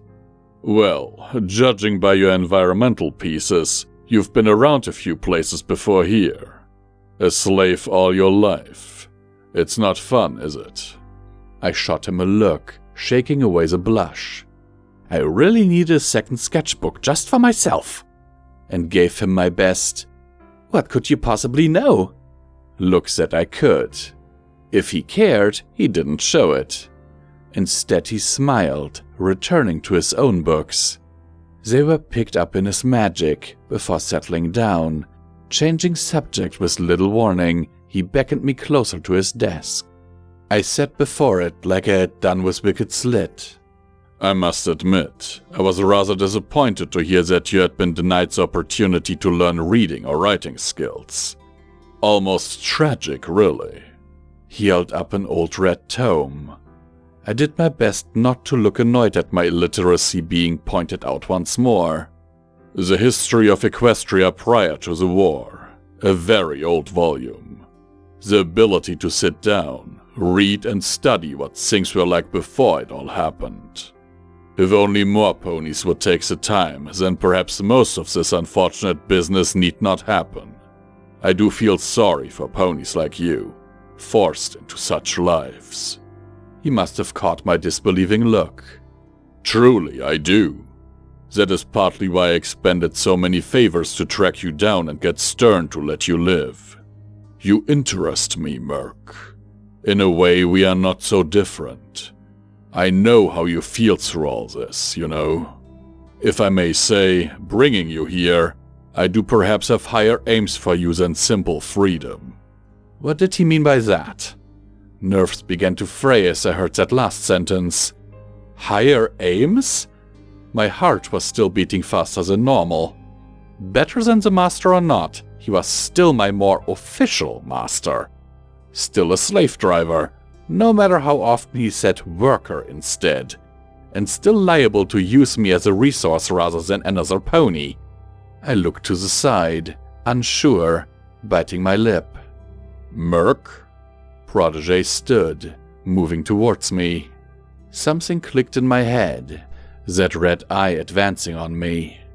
I recalled lying dying under the wall, or the master advancing on me in that cell to... I shrank back, hoofs skittering as I backed away from Protégé. Hearing a slight whimper from me, he stopped, mouth half open in surprise. To his credit, he backed up and gave me a little personal space. "Are you all right?" All right? All right? No! I managed to get back to my hoofs, favoring my injured shoulder. Of course I'm not. I'm a slave. How could I be all right? You're just another one of them, no matter what you say. I want out of the city now, but I can't. Ponies like you stand in my way. How can I be? I shuddered, losing my momentum from a slight tremble and a sob. Oh, all right. Protégé paused, not interrupting, before slowing his pace. He spoke quietly and carefully. "Murk, I'm trying to assure you that you are safer now. I had you healed, cleaned and fed before being brought here. I offer you the return of your art book. Does that not say something?" I just lay down against the wall, sniffing and trying to catch myself before I entered another crying fit. This was horrible. All these nice things were nothing more than a facade to placate me into slavery. I knew it. I wanted out, but I just didn't have the confidence in myself after failing so badly anymore. I couldn't control it. Sniffing and wiping my eyes as I tried to avoid him noticing my reaction. Instead, I heard Prodigy sigh before a slight click sounded in my ears. Looking up, I saw his magic remove the eyepiece and set it upon the desk, before glancing back across the room with both eyes. Despite his youth, I could immediately see a slight pain to his expression now. Somehow, despite not understanding why, it diffused how I saw him, as though I was no longer looking at a slaver. "Murk," he spoke quietly, trotting around the other side of the desk and taking a stuffed bag from a clothes hanger nearby. I could see battle barding bearing Red Eye's mark upon the stand, beside a holster containing what looked like a scoped revolver. They shook as Protégé removed the bag. "Are you afraid of something?" Despite myself, I nodded. "What I requested, to be cleaned and fed. That didn't happen, did it? Please answer me. Did chain-link shackles harm you?" Protégé would have had to be an idiot to not spot the sudden widening of my eyes. I had to almost shove a hoof in my mouth. I wanted to spill it all, to cry and beg Protégé to help me. Surely he had some sort of way to stop the master. But what if the master's cronies were to carry out the threat on the mare in his absence? What if her slave master was in on it too? What if he slipped a word to the raiders to kill me for talking? "Murk?" Prodigy actually lay down on all fours near me. He genuinely did look concerned. So much so that I wondered if he had suspected the master for some time now. I wanted so badly to just grab his hoofs and tell him everything. "No, sorry. The raiders." Well, it wasn't a lie. Protégé nodded slowly. "Yes, I did hear about that accident on your allotment." He lowered his head. "I am truly sorry, Murk, for what happened. Perhaps I should have accompanied you myself. However, I hear our resident warlord has taken you under his protection." That got my attention. Gasping light, I looked up at him sharply. Warlord? "Yes. If I'm not mistaken, Brimstone Blitz was the pony who saved you." I shuffled a bit, sitting properly. My eyes were wet, but this genuinely intrigued me. What did he mean by warlord? "I suppose being a slave all your life, you wouldn't have had an opportunity to know. But our Brimstone is not your average raider." Given the way he took an entire swarm of them apart, I had that sussed already. But I didn't imagine Prodigy was just talking about his combat skills. Brimstone wasn't just a tough raider, Murk. He actually led one of the largest raider clans in the entire Equestrian Wasteland. The Great Raider Warlord. The Dragon. Brimstone Blitz. For the last 40 years, he and his group, or clan as he says, laid waste to a significant portion of settlements. They were something of a thorn in the side of even the larger factions, Master Red-Eye included, as well as other raiders. He would discover them and often challenge their leader to one-on-one combat for leadership of the tribe. He never lost once, and believe me, Merc, his ferocity was legendary amongst those savages. But, at least to me, his most heinous act was the destruction of Ponyville. He turned to a large and frayed map on the wall near the window. His magic levitated a feather to point to a small town near a large forest. Settlers had finally begun to restore that place into a little haven when his clan descended. Such a pity. It has such historical significance, that little town. The mega spells and poison were bad enough, but if you go there now, all you'll find is devastation and whatever raiders are left over from his clan's passing. I wasn't really listening too closely. All I could think of was that massive earth pony and seeing him at the head of frothing and screaming raiders as they descended on a settlement. How could such a beast become what I had just witnessed? How he changed is rather interesting, albeit unknown to me. After Master Red-Eye captured him as an example to the Wasteland, he seemed to rehabilitated by the work here. Possibly the only pony I've ever seen that happen to, actually. It's a great pity he refuses to tell me of why or how. Not that I'm complaining, of course. Prodigy let out a small laugh. I'm rather glad of his presence to help keep those raiders with him under control, if only by fear. He is an exemplary worker, probably my best. I glanced back at Prodigy's bright red eyes sadly. That word, worker, still stung badly. Was that what I was now? An enforced worker? All the same, I felt calmer for the discussion. Prodigy was speaking to me as though we were equal. Despite myself, I couldn't help taking at least a little comfort in it. He got up, trotting backward. I should stick close to him if I were you. His protection, even in passing, will aid you on your quest significantly. My what?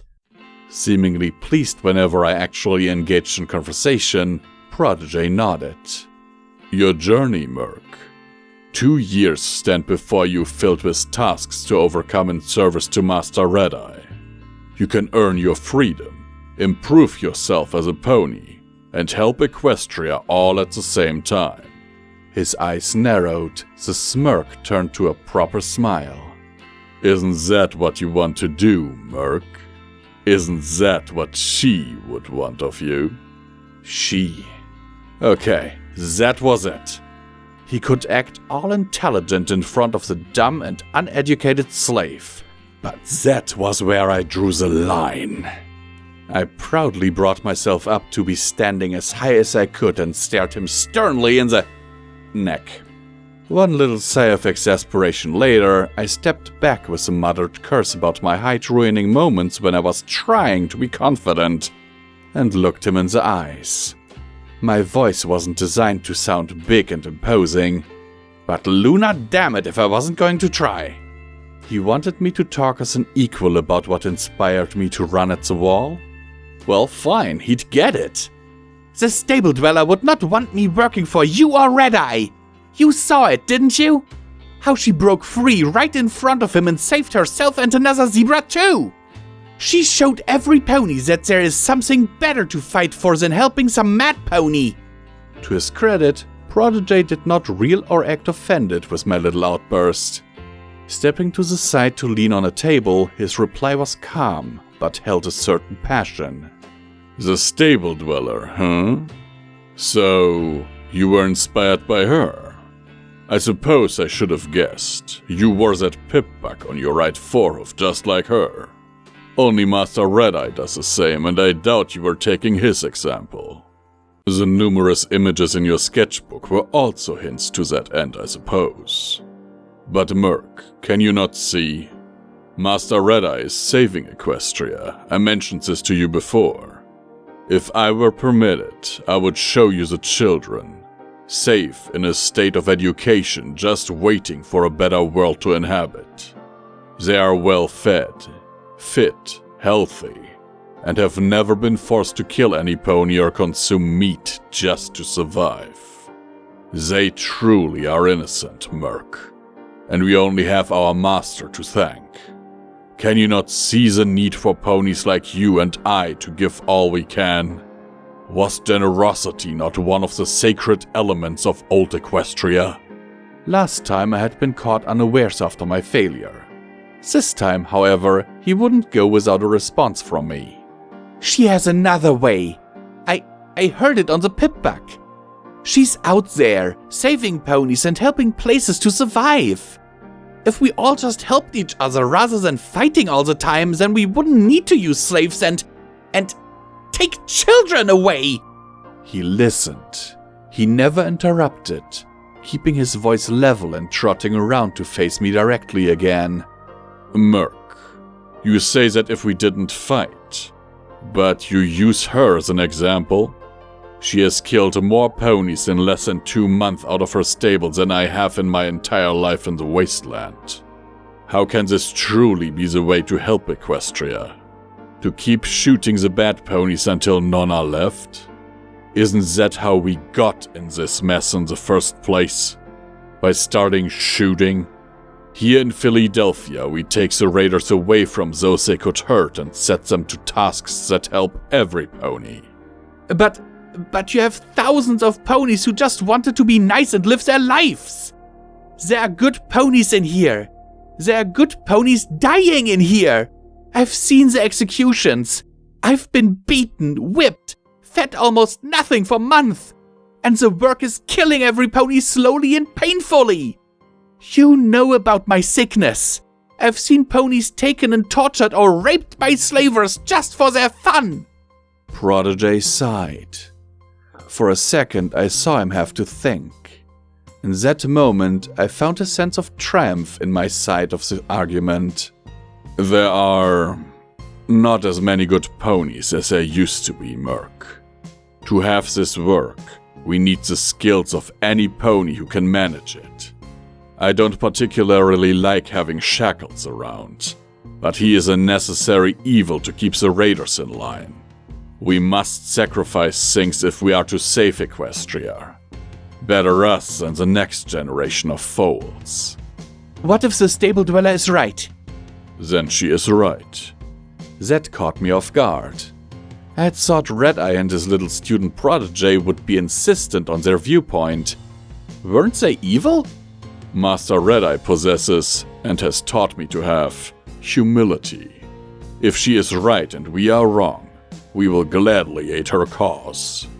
Interestingly, Little Pip and Master Red-Eye do share one common goal as of the moment, you know. Wait, who was this little... I remembered her size. She had been about the same height as me, if slightly better fed. She had a pip-buck as a cutie mark. Even my uneducated brain could piece that one together. Little Pip? Her name is Little Pip? Indeed so, Merc. I felt that, given your obvious inspiration from her, you would appreciate knowing her name. His smile caught me unawares. Hadn't we just been arguing? I do want to help you, Merc. That is why I have brought you here. You may not agree, but I promise you, I do genuinely wish to see you attain that freedom you want so badly. Bittersweet care. I shook my head sadly, probably looking a little dejected, but he was my master. It sort of came with the expectation. I couldn't keep the saddened plead from my voice. Then why can't you just let me go? I'm useless to you. Useless? He laughed. Please, Merc, you do injustice to yourself.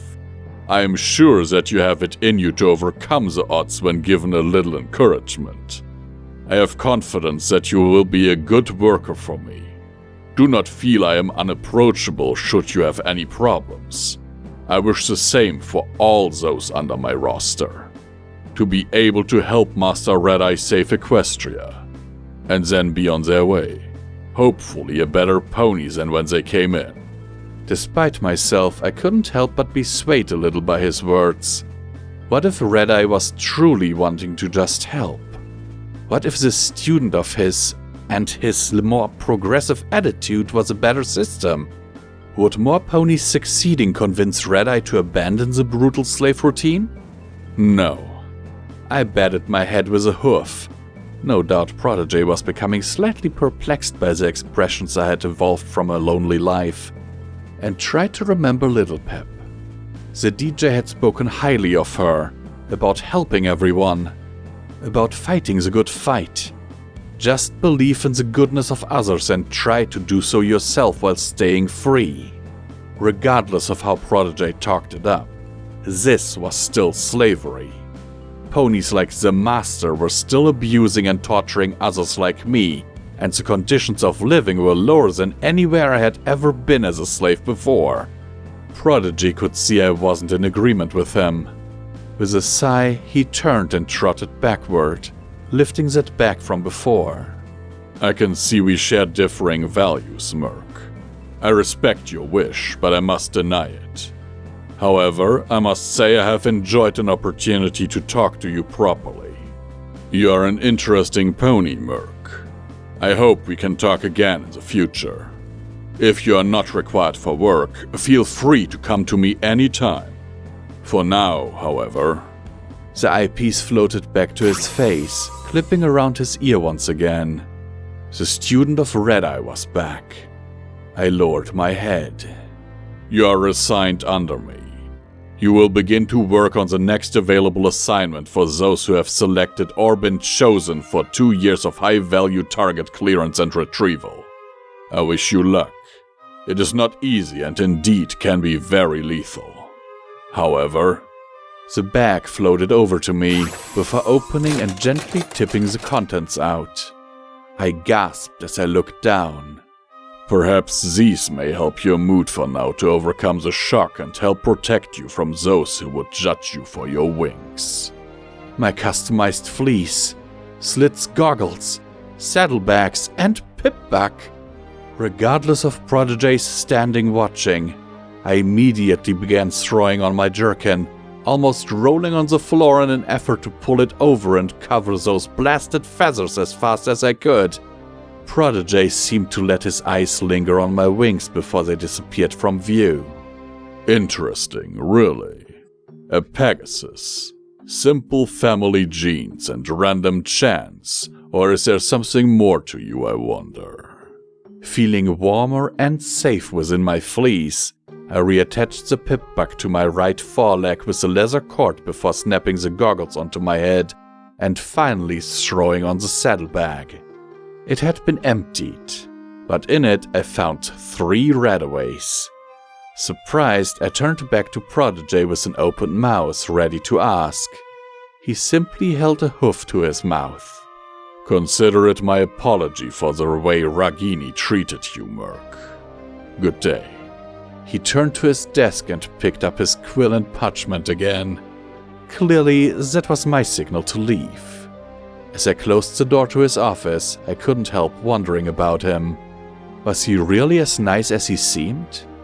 Every pony else seemed out to get me or use me for something. Not to mention he was Red-Eye's personal student. As I trotted off down the corridor, following the waiting Ragini, I heard him speaking quietly to himself after he thought I was out of earshot. To my master Red-Eye. I feel I have an interesting report of what I have learned for you this week regarding the feelings of those who we rely on to rebuild Equestria. The moment I was past the cage door, I galloped for Brimstone's cell. It hurt my shoulder terribly, but I knew exactly what was going to happen. Hey, Pegasus! I heard clattering hoofs from behind me as the raiders cantered out into the light from the shops near the entrance. I didn't even look back. Come out and play! Don't you even want those feathers back? They lightly chased me close to Brimstone's area, Only after I had ducked in did I look back. The ragged leader was wearing my feathers around a band on his head. The small group of them clamored around near the fountain, wearing clothing I could only hope only looked like skin. Brimstone was waiting inside. With a few stomps he made his way to the entrance, glaring back at the raiders through the cage. You can't keep your prize away from us forever, traitor! Not both of them! With a shake of his mane, Brimstone gave little heed to them, merely ushering me further inside while he watched the raiders back off. Not for the first time, I began to hate my sensitive hearing as I picked up the remainder of the raiders laughing in their own spots. Alongside them, I could hear the groans of those slaves not lucky enough to enjoy the big warlord's protection. Try not to entice them, Merc. Brimstone's voice was rough as ever, like gravel. The guards, shackles, and I keep them in line as best we can. But they're just waiting to let all that aggression out on some pony. You can't pen raiders up. But I didn't... You appeared. For them, that's good enough reason. Really, I didn't know what to say, but I got the hint. Stay hidden, stay low. I'd heard too many tales of what raiders would do. Torture, rape, cannibalism, and everything in between. I'd almost been their toy earlier. Look, Brimstone, I got something for her. I tapped my saddlebag, attracting Brimstone's attention more properly. Without a word more, he encouraged me into the back of the shop. Useless. I slumped down on my haunches with a sigh, as Brimstone gently nudged the rat away. There had never been any question that I would give it to her instead of using it to fight off my own disease. Already I could feel my lungs beginning to clam up a little more after the healing from Protégé's doctors some hours ago. I'd been where she was. I didn't wish it on any pony. Useless? It's simple, really. Brimstone turned back to her, resting silently for now. I could have got some from the slave markets, but Glimmer can't take rat away. Something in it sets off an allergic reaction. Oh, I'm sorry. No matter. Just means the first plan has to go ahead. Find the alternative. Brimstone clearly went into deep thought as he began piecing together his plan. Hesitantly, I sat and watched Glimmerlight. Her chest was moving so little, while she was sweating and quivering under the blanket. A bucket for rat-induced vomiting sat nearby. I could have sworn it had been red when I trotted by it. But I didn't simply see a mare who was sick. Past my natural distrust of all ponies I hadn't met, I saw in her one last chance. Alone, I didn't have a hope. I was weak, scared, uneducated, and utterly naive of the world around me. That wasn't a slaver demanding I work. And I wasn't even very good at that work either. By all my heart, I wanted out. The sketches of freedom I had left in my journal and on Whiplash's walls proved that beyond a shadow of a doubt. But since my failure, the thought of running at that wall again felt like madness. Once again, I arrived at the same horrid feeling. I was exactly what I had been like before the pit again. Too afraid of repercussions and punishment to have the courage to do it. Whatever had driven me before was beginning to fade fast. But that was where Glimmerlight came in. By Brimstone's story of her life, she sounded like my best chance to find some pony who wanted the same thing as me. Who wouldn't judge me and would be willing to maybe, just maybe, help me. The unknown mare had shown me that ponies could be nice. Now I had to trust in her belief about there being other good ponies in Fillydelphia besides her. If I ever wanted out of here, I'd need them. Right now, I had no direction and no drive pushing me to do something before an event happened like before. My life had been thrown into the grind of slavery once again. If I were to just let it happen, I knew I would be lost forever to the slave in my mind. Glimmerlight might be my last hope. She could very well be the first step to doing something to build towards an escape attempt again. No matter what, I couldn't let her die, or I might see all my chances go with her. Taking a deep breath, I looked up at the big raider. So, what do we do? Brimstone looked sideways at me with a severe expression. We? Truth be told, I hadn't properly thought this through, but I knew I wanted to. Look, you say she wants out, so do I, right? But I tried to escape and failed badly, Brimstone. I'm scared of doing anything, even if it helps me in the end. Really scared. Prodigy seems okay, but the master... I lost my train of thought, the feeling of him beating me to the ground, the harsh sensation of his cracked hoof playing along my cutie mark. Shifting back into the dark of the gloomy back room, I heard Brimstone glower a little at my natural habit to seek a dark hidden place to hide in. Even the big raider could see the pain in my eyes. He hurt you? Yes. A little more than a whimper. Water. And hitting me. I thought he was going to break me. Brimstone's expression didn't change much, but I know he'd seen the master buck me to the raiders. I tried to dry my eyes, moving out and standing up before Brimstone to attempt an appeal to his respect of bravery. But from the kind of pony you said she is, then I know I need to save her, Brimstone, just as much as you need to. That and I've been where Glimmerlight is now. That's why I wanted to give my rat away to you. I knew I'd want someone to do it for me. Still, that stone-faced expression didn't move. For a good half-minute he simply stared at me before shaking his head. I must be getting too much of a softie these days. All right. You could come in handy anyways. If you could get to the wall, you can clearly stick to the shadows. But know this, like before, if I ever feel you are ever threatening the success of this scene, you can trot home and explain to Prodigy yourself. Understood?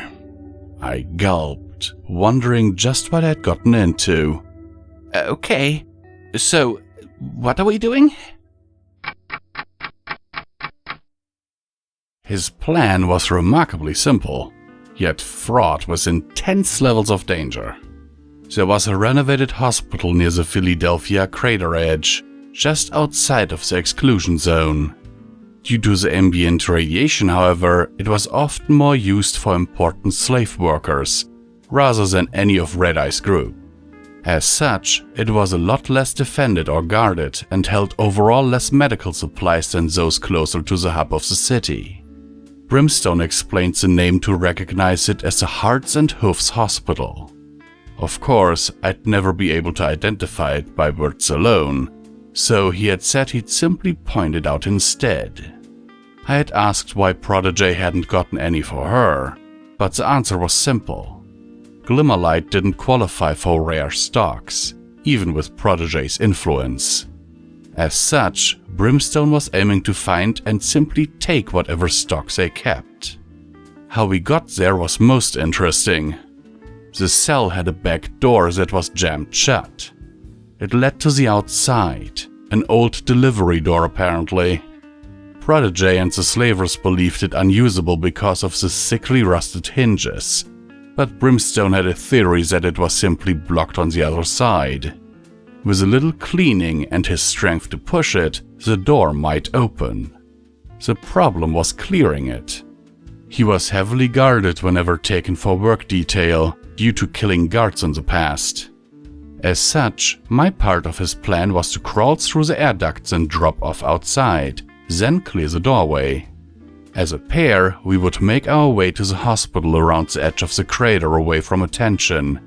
Brimstone would get me past whatever guard existed at the supply door, and I would sneak in to find the medicine. However, I might be able to steal some right away too, to help with my disease. I didn't particularly like my roles, if I was honest.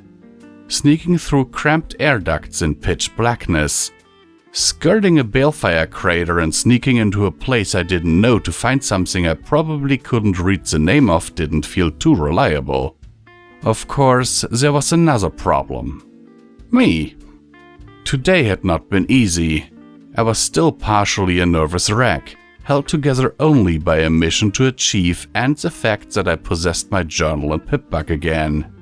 But even with my fleece again, I had a horrible feeling that every pony would still recognize me and know I had wings. Even if I sat flicking through my journal, waiting for Brimstone to give the go, I gazed almost longingly at the sketches I'd done for myself without wings. I was tired. Oh, so tired.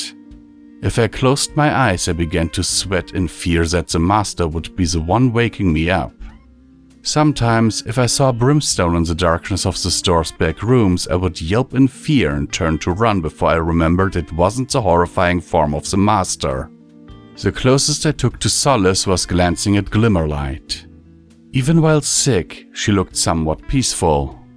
Her white coat would have shone had it not been coated in the dust and dirt of slavery. But her short, two-tone pink mane still held so much color. Briefly, I felt regret at only having charcoal and not colored chalk to draw with. Really, I was only seeing distractions from the real problems. How could I do this? What had I agreed to? Brimstone had let it known that if I wasn't up to it, I was getting left behind. My shoulder ached. I was sure I'd caught something from the freezing water of the hose, and my mind was a mess trying to stop the indoctrination of the slave from controlling everything I did again. Only my drawing was keeping me ready to do this at the minute. I sat in a corner of the back room, using the flickering light from my pip-bug to lighten up my journal. Muttering my mantra in my head, lines became curves. I sketched out the first things that came to mind. Imposing and terrifying, Brimstone Blitz stood over the weakened form of Glimmerlight, steadfastly protecting her against anything and everything that dared come his way. Even as I drew it, an envy crept in. I found myself wishing I had some pony so determined to help me as that. Some pony to watch over me. Well, there was a mare, but destiny seemed determined to separate our path at every turn. I flipped away from the image, going back a few pages. Quite by accident, I landed on the one of just myself in the bottom left of the page. The rest left completely empty. Looking at my smiling face, I tapped a hoof against the paper, almost pathetically really. I just wished I could be that pony, the one who seemed to be laughing through that big grinning smile, his wings spread proudly either side of his body, worn openly. Who was I kidding? Dreams and fantasies, that's all I drew. I was no free pony, just a Pegasus too scared to show his wings for the judgmental hate he would receive. I was even afraid of ponies on my side. Merc? The rough voice was spoken just loud enough not to wake Glimmerlight. I saw Brimstone looming in the darkness. It's time.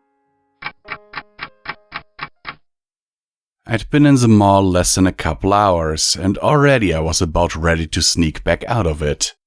Despite my fear, some part of me congratulated myself for not having lost all of my momentum, even if I still wasn't mentally ready to start preparing another full escape attempt.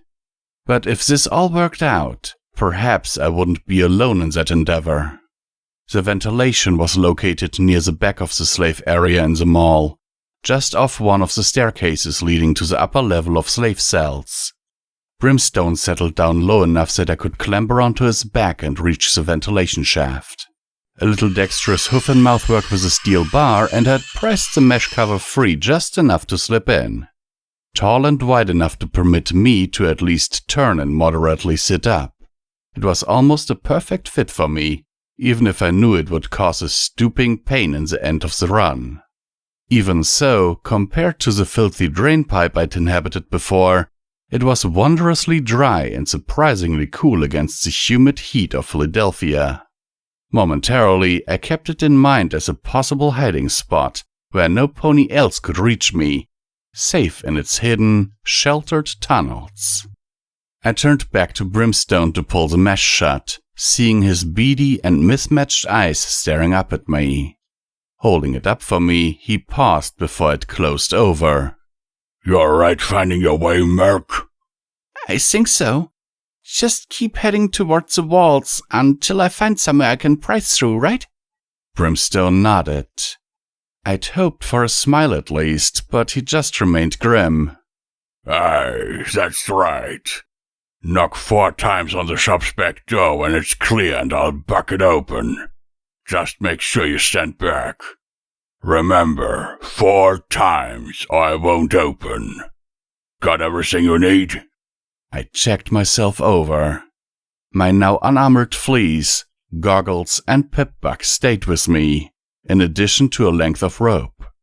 Brimstone had within his own possessions in the cell. While waiting, I had cut my fleece down a little. Fillydelphia's atmosphere and temperature was far too high for a fully covering tight thermal fleece like I had designed for the wastes outside. Now it only went down to just before my cutie mark. It left my hind legs uncovered to fight the heat while still having enough leeway to hide my wings rather reliably. A noticeable absence of my inventory was my butterfly yellow saddlebag and journal. Don't you worry your head about that book. It's safer with Glimmerlight now than clogging you up in the tunnels. Was my face really that transparent of what I was thinking about?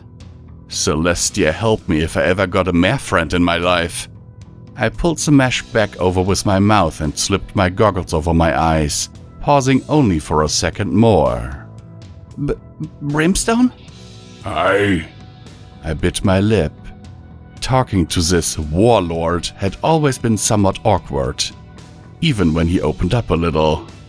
Thank you, really, for helping me. I hope I don't let you down.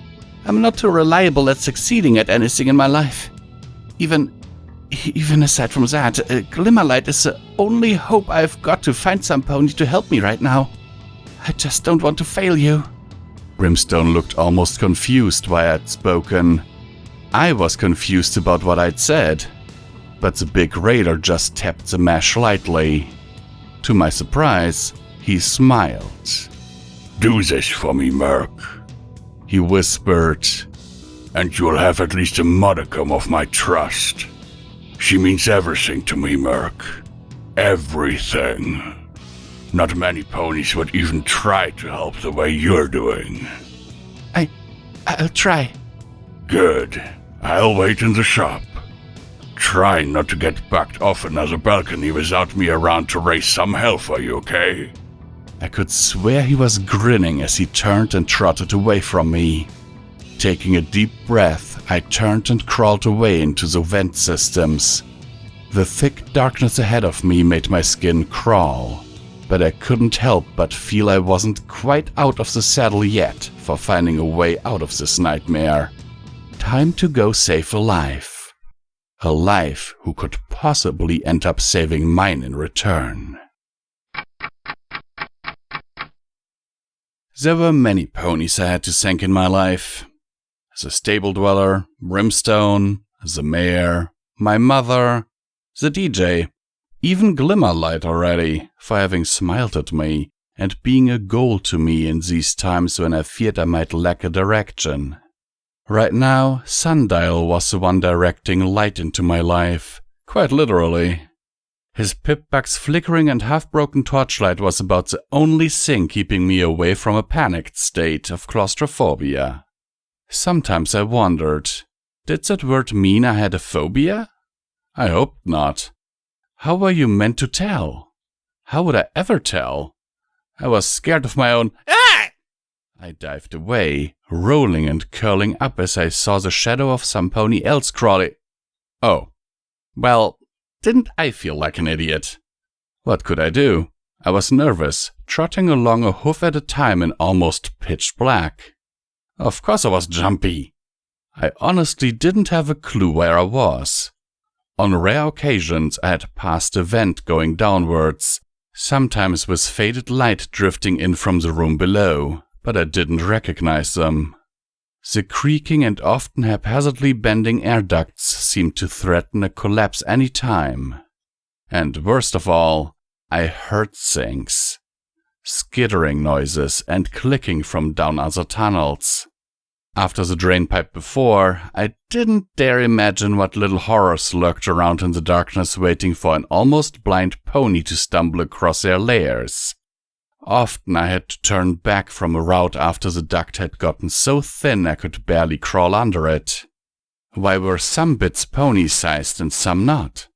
Didn't they think of tiny escaping Pegasuses when they designed it? Why think of a glass roof to resist a balefire mega-spell and nothing to let some pony get back out again? What kind of builder made this place? Every tunnel felt like an inaccessible wall of black. I wasn't making any progress in a quiet and terrifying environment like this. Reluctantly, I reached to my pip-buck and flipped the radio on a low volume. Technically a bad idea, but I wasn't getting anywhere without some moral encouragement. Now, what was the DJ's station position on the dial again? Click. Click. Remind every worker of Fillydelphia you have given again and again for our great cause. Fear not for the future, for you are ensuring it. Click. Click. You get a share! Click. Many times do I need to tell you, Wastelanders, ghouls are ponies too. With a relieved sigh, I relaxed as that soothing voice came to my ears for the first time since my escape attempt. Something about that familiarity, that informal intimacy of just me and his messages, helped me give me a better feeling that I wasn't alone in this dark and dreary place. Hasn't our resident muffin-loving trader shown you all something? Well, let me set the record straight once and for all. A ghoul is just a pony without the hair and skin, with all the added ability of being more or less immortal so far as we know. Making better progress with the comfort of sound to only my ears, I felt happier about this mission. I could see a small bit of light up ahead. Perhaps some place to get my bearings. They feel, they care, and they hurt just like any of us. So next time you see one, do old Pone 3 a favor, will ya? Give him a little smile just to remind them that not every pony out there is a judgmental old relic of the past, eh? Stopping for just a second, I sighed. Ghouls I was alright with. One of my masters had been one, and I hadn't ever judged him for his skin. Or lack of it. Okay, I did once call him Rotten Corpse in my head once, but only because he had hit me first. But I wasn't hearing any big calls for an ease up on Pegasus anytime soon. Of course, zombie ponies? Yeah, give them the fast track to a little peace at last, everyone. Just learn to tell the difference. It's not fun living in a world where every pony else wants to shoot you for just looking like a little more varied than your average pony we see every day. Lying down on all fours, I gradually scooted up to the vents the light was peering from. I could hear voices. Now, in further news, how about those events over near the old sweet apple? Master, why didn't you let us finish off the bastard? Silence! You know why. Click. I felt a chill pass through me. That voice, even just the one word, silence, made me freeze on the spot and not dare make a sound lest I be punished for speaking out of turn. I tried to remind myself I was only staying quiet to remain undetected. I wished that were the only reason. Peeping down, I saw a filthy room with an old metal table, racks of slaver tools like whips, knives, and magical shock rods, and a single bed more filthy than most ones I'd seen exposed to the outside. Against the wall, there was a single door to some retrofitted cupboard. I couldn't see much more, although it seemed relatively cluttered with random bits and bobs. but I had a single chilling thought as I looked in from the vent above the bed. This was his room. I could see the master standing behind the metal desk, while the raider he was talking to was out of sight. I was shaking so much I could feel my loose tooth rattling. Part of me began to worry it'd fall out and give me away. That Pegasus bastard can offer much more than just one quick event to me, raider. I'm a slaver. I don't make my life by killing those I have control over. Not how we do things. The voice was uppity. The master cut him off with a growl. Get used to it. How you do things doesn't matter in here to me. I have plans for him the moment Prodigy isn't around to do his best little student act. That little green buck is mine. You just keep me informed, that is all. I was shaking. Part of me wanted to drop down, give myself up. The slave spying on his master was wrong. Disgusted that my mind even still responded to him, I cursed my indoctrination and tried to fight the urge. Thoughts of a dying unicorn on a sofa were enough to solidify my thoughts for now. Concentrate on the goal, not on the slavery. Instead, I reached out, stretching over the vent to try and get a look at who the informant was. When we were out there with Brimstone Blitz, we... Raider, I don't care. The master's voice had dropped. I still couldn't see the raider.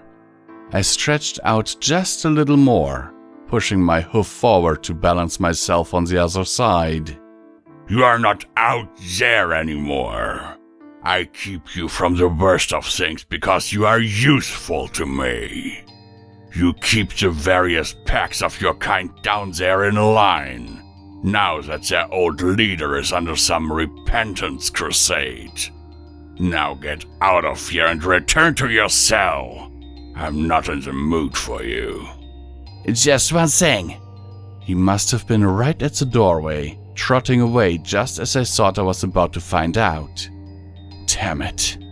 Sweating, I brought my whole body weight forward over the vent to try and glance right down the grill from the opposite side. I could feel my aching shoulder beginning to shake. What?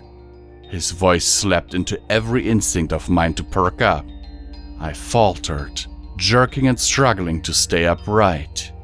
Oh, this was a bad idea. A very bad idea. I could feel my hoof slipping. What do you want with him anyway? If it's pain you want, we could arrange that. Oh, goddesses, help me and give me the strength to not slip. The master chuckled lowly, a sick sound promising all of his sadistic nature. I'm a born slaver, raider. I simply want him to be commanded, to do everything I tell him. He is a born slave, you know. Everything I could want. A Pegasus and a weak little slave all in one. I don't want to kill him. Oh no. No. I would rather he be worn down, day by day. I'm not a simplistic sadist brute like yourself, raider. I don't want his death. I want his life. He dropped into Fillydelphia so perfectly. It could only have been better if he had been dropped right into my room. My hoof slipped. I felt my entire body weight collapse downwards towards the vent cover before jamming to a halt just as quickly with a painfully loud squeal. My pipbuck. The edge and the tough leather had caught on the gap between vent and mesh. Praying for it not to break, I pulled my weight back up. With a leap as silent as I could, I dove over the vent with a dull thud and turned off the light. The fuck was that? The raider cried out. I curled up in a ball, afraid to move. The master's hoof must have come crashing down, for I heard a painful smack of hoof to skull. Don't you step toward me in my room! Okay, that was pretty hair-triggered.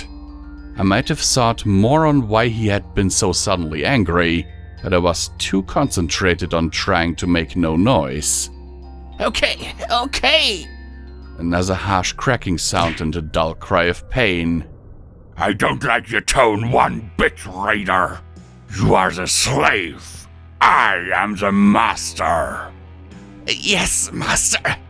Despite the beating, I could still hear resistance in the voice. I imagined raiders used to independence were more resilient to the master's beatings and overbearing nature than I was.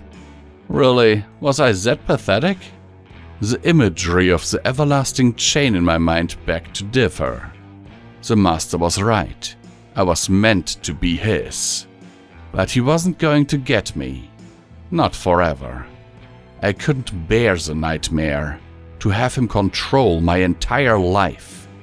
I had to escape him. I had to.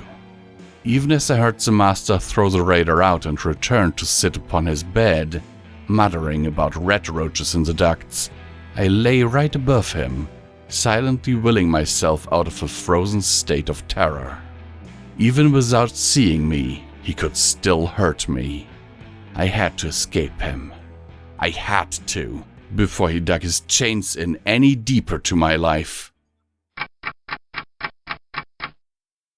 Remaining still until the master had left, my continuation through the ducts was hesitant and without the illumination of my pip-bug light.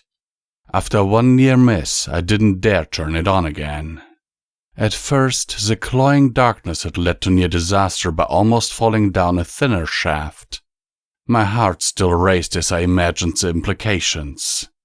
To be stuck, unable to move and wedged in a thin shaft, vertically, with no pony ever able to respond to my screams. But since my eyesight had begun to adjust a little as I got used to it, there was actually some light from occasional grates, so staying only on natural sight allowed me to stay unseen and focus on direction. It had taken some wandering, but eventually I was certain that I had to be near the outer rooms of the mall, and chose a vent to exit from. Bucking the vent off the wall, I dropped into the darkened room. Dust swirled around my hoofs, making me choke and cough as I found my chosen room to be seemingly untouched since, presumably, before the mega spells. Before the end. I didn't want to spend too much time here. I didn't do pre-war investigation. Coughing into my hoof every few steps and rolling my sore shoulder out from the scampers through the air ducts, I made my way through the preserved space. It looked like an old janitorial station, thick with centuries of dirt and dust, and occupied by creepy, thick webs covering the roof, furniture, and corners. They caught on my hoofs and dragged behind me everywhere. I could see 2 doors barred and locked from the inside with thick metal bars, while masses of empty food, drink packagings, and a ton of used Radaway sachets littered the space. Most was situated around a central desk that held various terminal monitors that flickered and fizzed eternally from some error. One of them was flashing a message on screen, on and off. A large red word seemed like a warning while scrolling text ran over and over beneath it.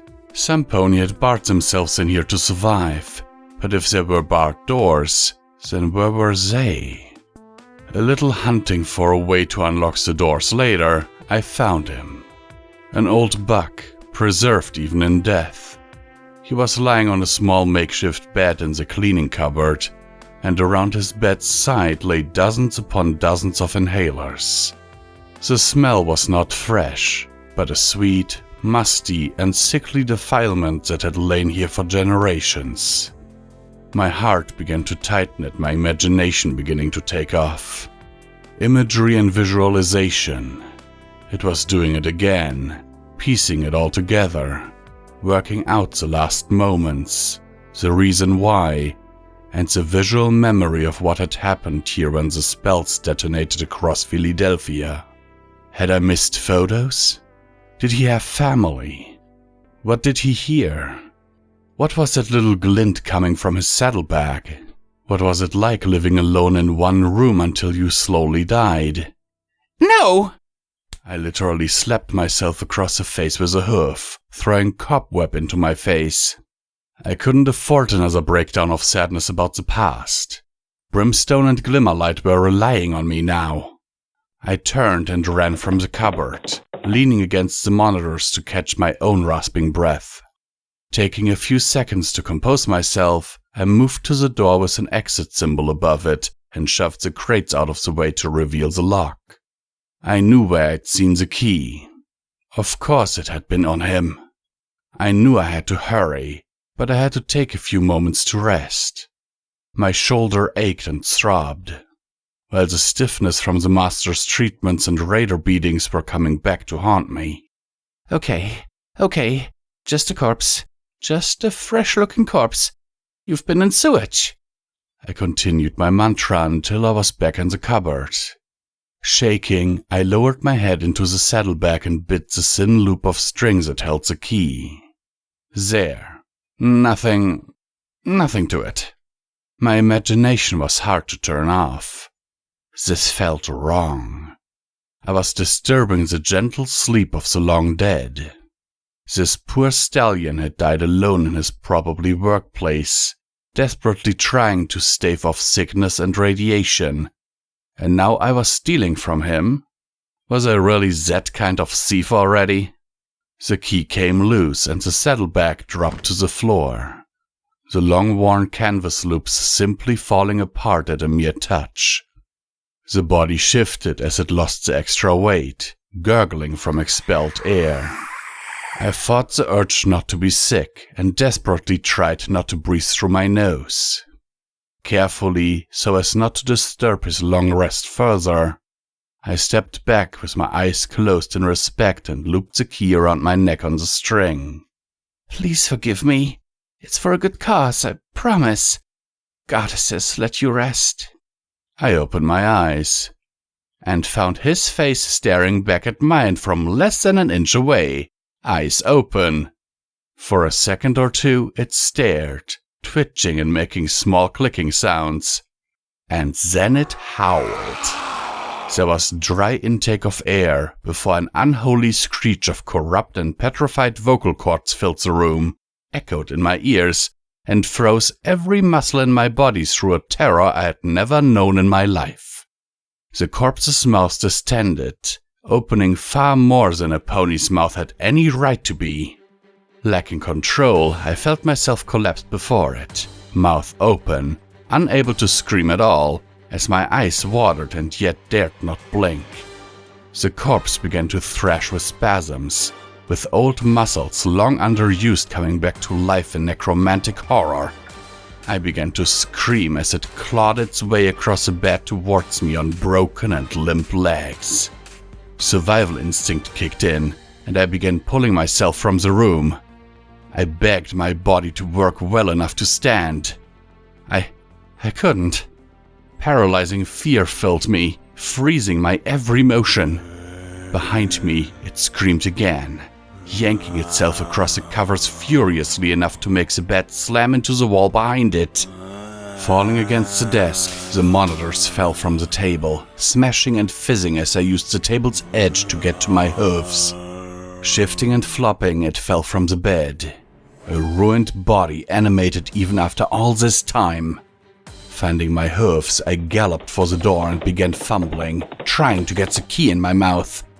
The thing howled, wailed, and screamed as it pulled itself on one good front hoof after me across the janitor's office.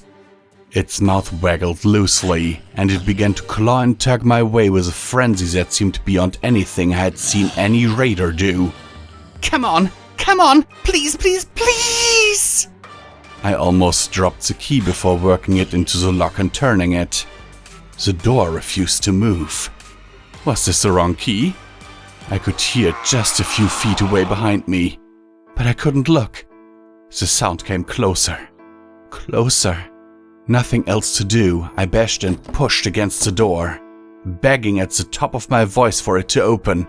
praying to the goddesses while trapped in this tiny space with whatever that was. Ramming my whole weight into the door, it finally began to budge. By an inch. Come on, help! Some pony! Ramming myself against it again and again, I didn't even notice that it was my injured shoulder bashing on the hard metal outer door. Such was the terror that propelled me as I turned and saw the ghoul? Was it a zombie ghoul? It was flopping over the monitors, hoofs outstretched to drag me in. On my fourth strike, it was close enough to rub my back hoofs with its front ones as I felt cold dead flesh drift over me. Screaming, I pushed myself through the gap, kicking backwards and struggling on the other side to shove the door shut. With a final wail, I slammed the door shut, hearing it screaming after me from the inside dulled by the doorway. Slight thumps impacted against the door as the beast rattled itself against it in an effort to get at me. Sitting with my back to it until the thumping stopped, I listened to the groaning shifts from the ghoul pulling itself away inside to do whatever it did when alone again. Before me sat the open nightmare of Fillydelphia and a vista of the balefire crater. Below the security walls surrounding it, it glowed an unearthly red in the haze of the smog covering the city. That scar on the world that had caused such abominations as the kind that now wore me through this door. It was unnatural, like a hazy that grew and fell like some open wound upon Equestria that pulsated, never closing. I might have thought that despite that sight, the open world was simply the most beautiful sight I had ever seen out of nothing but relief to be out of the claustrophobic ducts and deadly abandoned halls. But I was too busy laying down on the catwalk fire escape and crying to even care. Hey, buddy? I sniffed and kept trotting slowly around the mall. Hey, Buck, buddy, you alright? Raising my head, I wiped my eyes to look at the speaker. Another slave, a bright young earth pony Buck of cold blue and a fiery red mane.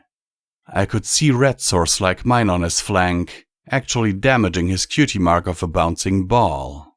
He was cantering across from a small group that were passing by towards the industrial lines. The rest didn't stop. What's wrong?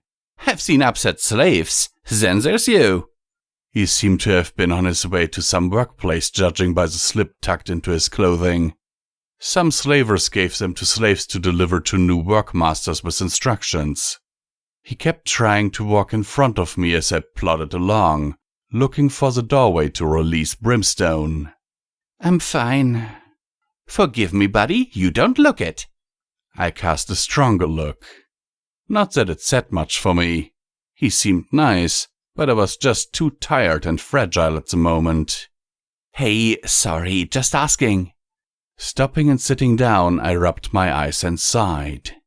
Perhaps I'd been too harsh on him. How often did a slave ask to help anyway? No, sorry, hard day, more than most. Accepting this, he settled and nodded, wandering around to face me. I hear ya. What's your name? Murky. I muttered it, fearing if I spoke too loudly, the crack in my voice would be too obvious. Flippy bit, glad to meet you. Could I swear we've been near each other on the shifts, you know? I'd remember a pony as small as you. Gee, thanks. He was right, though. I didn't tend to remember faces. Before I'd been woken up by the stable dweller, I had simply existed as an ongoing bad dream, not paying much attention to anything. That said, the bright blue face of this pony did ring a bell. He didn't miss a beat, filling in as I stayed quiet. As slaves, you know, we need to stick together, buddy. Support one another to get through this as best we can. After the horrid encounter minutes ago, the sound of some ponies saying things I could agree with was an unimaginably thankful thing to hear. Almost surprised at myself, I allowed my head to turn to him with a smile. Yeah, slavery isn't great. I've only gotten this far because of the help of others gave me, Flippy. Gonna get out one day, though. I gotta. Ha! High order for yourself, Murk. Gonna take all of us with you? If I could. After a weary moment, I caught his smile grow bigger. He giggled, and I felt compelled to do the same. Before I knew it, we were laughing. There was something simple here, a genuine acknowledgement of a shared hardship that I rarely received. The mare was so different and determined for her place in life to change. Brimstone was, well, Brimstone. But this Flippy bit? He was just normal and friendly. You know, Murk, I know I recognize you from somewhere. You ever work the Parasprites? Wait, Southern War Reinforcements? Nope, sorry. Then where in the hell do I recognize you from, buddy? The riots? Ah, never mind. Hey, your fleece. What's it made of? Cotton? His voice changed. The last question had been rushed. I'd heard this train of thought change mid-sentence. Why was that? Feeling a little unnerved, I spoke quietly. Yeah, kinda acquired from the thresher. I see. Seriously nice fleece, though. He reached out, stroking it with a hoof. I made to stand up and move away, but with a sudden movement he pulled it up even against my offended shout. A second later, he was on his hoofs. The friendly smirk was gone, as my wing was on full display. I knew it! I knew I recognized you! You're that Pegasus! My mouth hung open. I wanted to just plead. Please just forget about them. We'd been getting on. We could have been friends. The scowl came back to his face. I recognized him at last. He had flung the half-brick at me in the parade off of the lasso. You don't have to hate me. You? It's not you, it's all of you! What do you think you're doing down here taunting us with your wings? Why don't you just fly away? I bet that's what the pipback is for. It's for spying, isn't it? I can't fucking believe I was being nice to you! He reached into a small pouch, and to my horror, he drew a craft knife. I began to back away, my heart thumping hard. A spike of adrenaline and its danger made me shiver. I couldn't handle this. Not today. You've got all the food up there, don't you? My Nana told us the stories. You left us to starve. She told us how they tore up her hilltop home. They shot her husband for going to pick flowers from the summit. Flippy, please! I'm not from there! I can't fly! You're just lying! Stop it!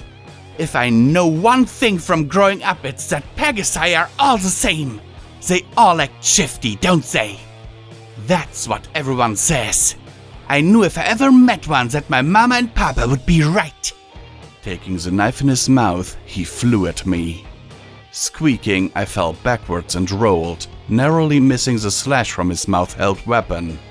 I had just faced a zombie. I wasn't going to freeze here. With a scrambling of hoofs, I upped and galloped off, hearing him chasing me with the knife swinging around his neck on a small leather line. Diving over a heap of scrap, I used it as a barrier. We're not all the same. It's just how I was born. I didn't ask for them. Stop lying!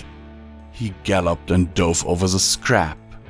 I screamed over my back while I galloped myself as fast as I could. But I was limping every few steps, losing ground. I tried to convince him, but it fell on deaf ears. What was wrong with this world when ponies were born and cast as slaves, raiders, and bred into hate because of the sins of some past generations? The chase continued around the back of the mall. Only one thing came to my mind. Find the door and get back inside with Brimstone. He would frighten Flippy off. Spotting the door, I began to gallop for it. Or I did until my injured limb gave out with a sharp jabbing pain. Rolling onto my back, I saw the knife descend and, even while shouting in panic, I got my pip back in the way of the blade itself. The jarring impact knocked both of us flat to the ground where hoofs began flailing. Hoof-to-hoof combat was never a particularly clean affair, given more to throwing yourself in with luck and guts. I apparently had neither, but it was enough to find one of my hoofs connect with his mouth and knock the knife out. In return, I let him pound on my chest, driving the wind from me. Scrambling, we separated even as I dived back at him again. I couldn't give him time to retrieve that knife in his mouth that hung around his neck. Rearing up, I tried to emulate what I had seen Brimstone do and use my front hoofs to slash and strike. Flippy was faster, diving forward into my midsection and taking us both down again. Rolling, I swung him off to one side by tucking my side in to stop him from getting a grip. Hearing him curse about my lack of size to get a hold of, I took the opportunity to limp as fast as I could for the door. My heart leapt as I saw it was only kept in place by a few metal pipes that had fallen from the overhang above. Although enough to stop it opening, they shouldn't prove much of an obstacle to shift. Simply barging into one and yelping at the shocking impact down my back as it fell to the side. The second fell away with it. Putting my back to the third, I began to push even as Flippy caught up with a stinging blow to the shoulder. Crying out, I went down. Damn it! Why couldn't you just stay away from us all? Your kind chose to save yourselves at the cost of betraying all of us! You brought this on yourselves! Struggling, trying to shift back while keeping my hoofs raised, I shook my head. Flippy, why do you have to do this? I don't even want to know you, never mind harm you! I'm not a cloudball packet! His eyes were wide, but his pupils small. He shook with bitterness and psychotic outrage. All I know is my folks were never wrong. You all gave us this waste. But I didn't! I don't care! You're one of them! I didn't understand. How did a couple of wings make such a difference?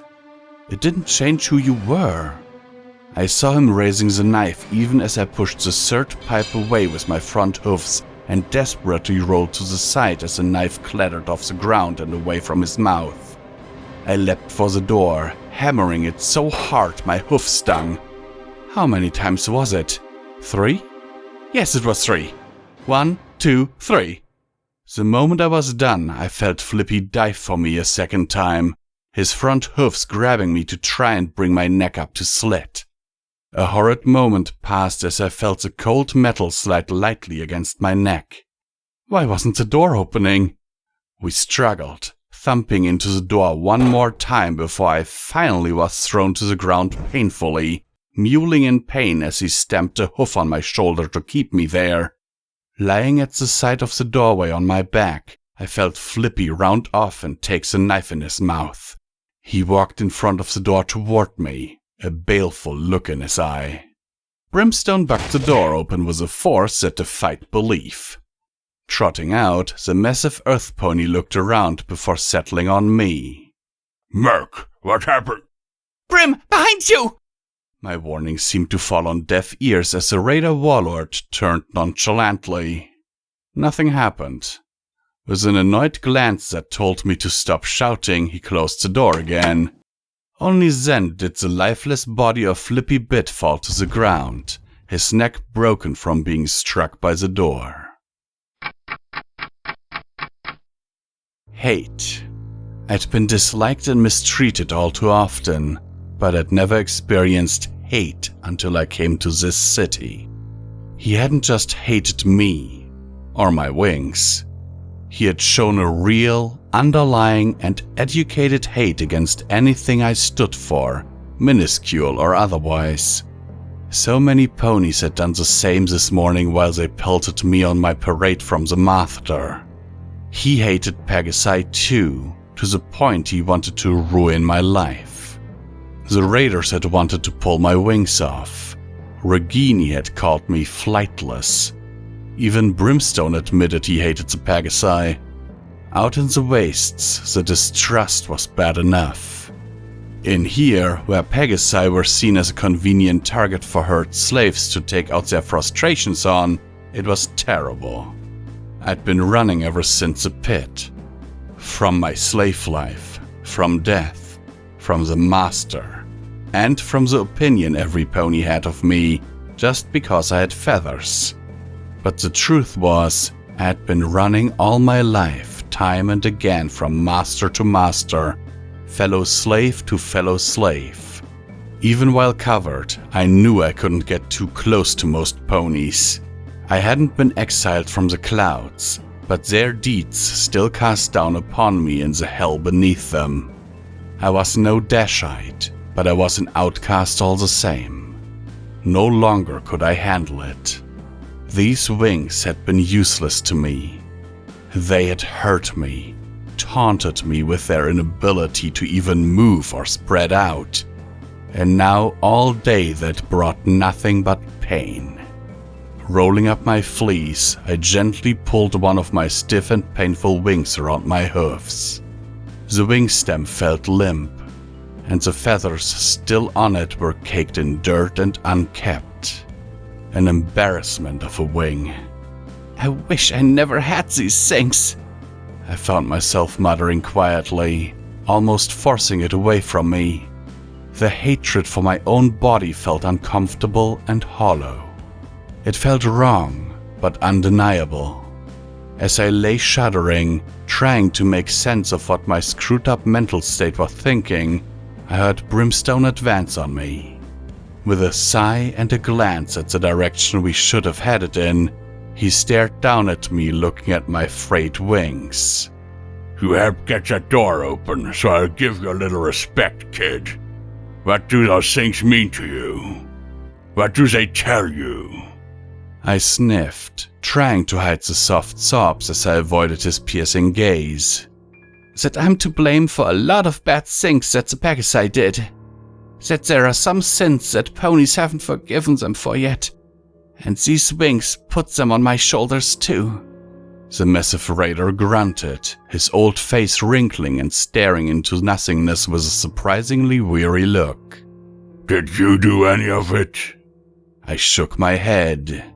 No! How could I? It was hundreds of years ago. Then why are you wishing to be punished for it? Picture yourself taking that pony's knife and cutting them off. Just imagine walking away and leaving your wings lying there in a heap.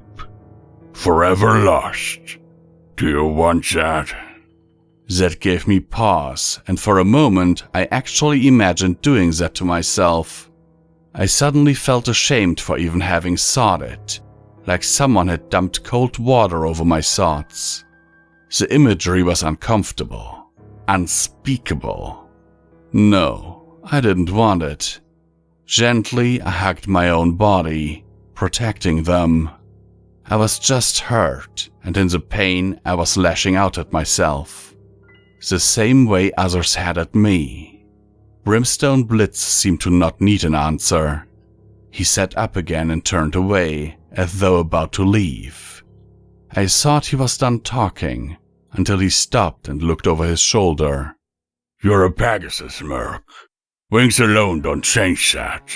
And they aren't all that defines what being a Pegasus or any other kind of pony means. You'll always be one, even if you didn't have them. Something inside you, your soul, magic center or whatever, it's always going to be that of a Pegasus. Born for the clouds, bound to the open sky, and all that other airy nonsense. It's who you are. I could have sworn I saw a knowing rise of an eyebrow. You don't just turn your back on stuff like that. It doesn't work that way. I stared back before daring to rise to my hoofs and lowering my head. I'm just afraid. That Buck wanted to be my friend until he saw them. Not all ponies are like that. You met many, but not all are. Glimmerlight wouldn't care if you were a winged zebra. What do you think I go through? I'm the raider who many ponies can say killed someone they knew through commands to my clan. So, from experience, you learn to live with it. You learn to understand the good it's given you. For me, it's the reminders that keep me on the path I'm on. For you, well, maybe it's already done more good for you than you've realized yet. I had to admit, after this day of hell, that last line gave me a small warmth of hope to cling on to. I'd been pushed into action by watching someone fly. I always looked to the sky above the walls. Brimstone glanced away again and started trotting forward. Now come on, I'm no good with this youthful cheering up crap. Once we're moving, you'll have more things to consider than depressive escapism. Not like I could cut off my clan markings. I followed behind him. After all this, I'd need time to think. I still hadn't quite come to terms with the thought that not a day ago I had been close to hurling myself from a tower. But Brimstone's words had struck deep, and for the first time since I felt anything other than numb about who I was. He was truly an unusual pony. I needed time. Time to let it all out and to speak to someone about it all. Maybe Prodigy would listen.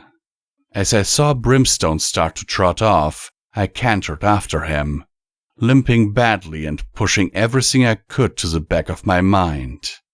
I didn't quite manage it, but the action of starting this small dangerous journey galvanized my mind to think more actively and stay in the moment. Wait, Brimstone! What about Glimmerlight? She'll be safe, aye. Safer than us. The raiders think I'm sleeping in there guarding her. They won't come near to her or your little mare book. That caught me off guard enough to splutter and blush.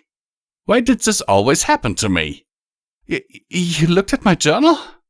Brimstone actually grinned as he looked back and down at me. Told you before, patience isn't my strong point.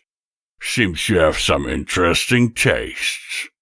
My mouth just hung open as I stumbled on limp legs and fell, covering my face with my hoofs in embarrassment. Her was exaggerating about it. I knew he was, but it didn't make it feel any better. Oh, come on, Murk. It's not like I'm going to judge you. Looking up, I saw his dry grin.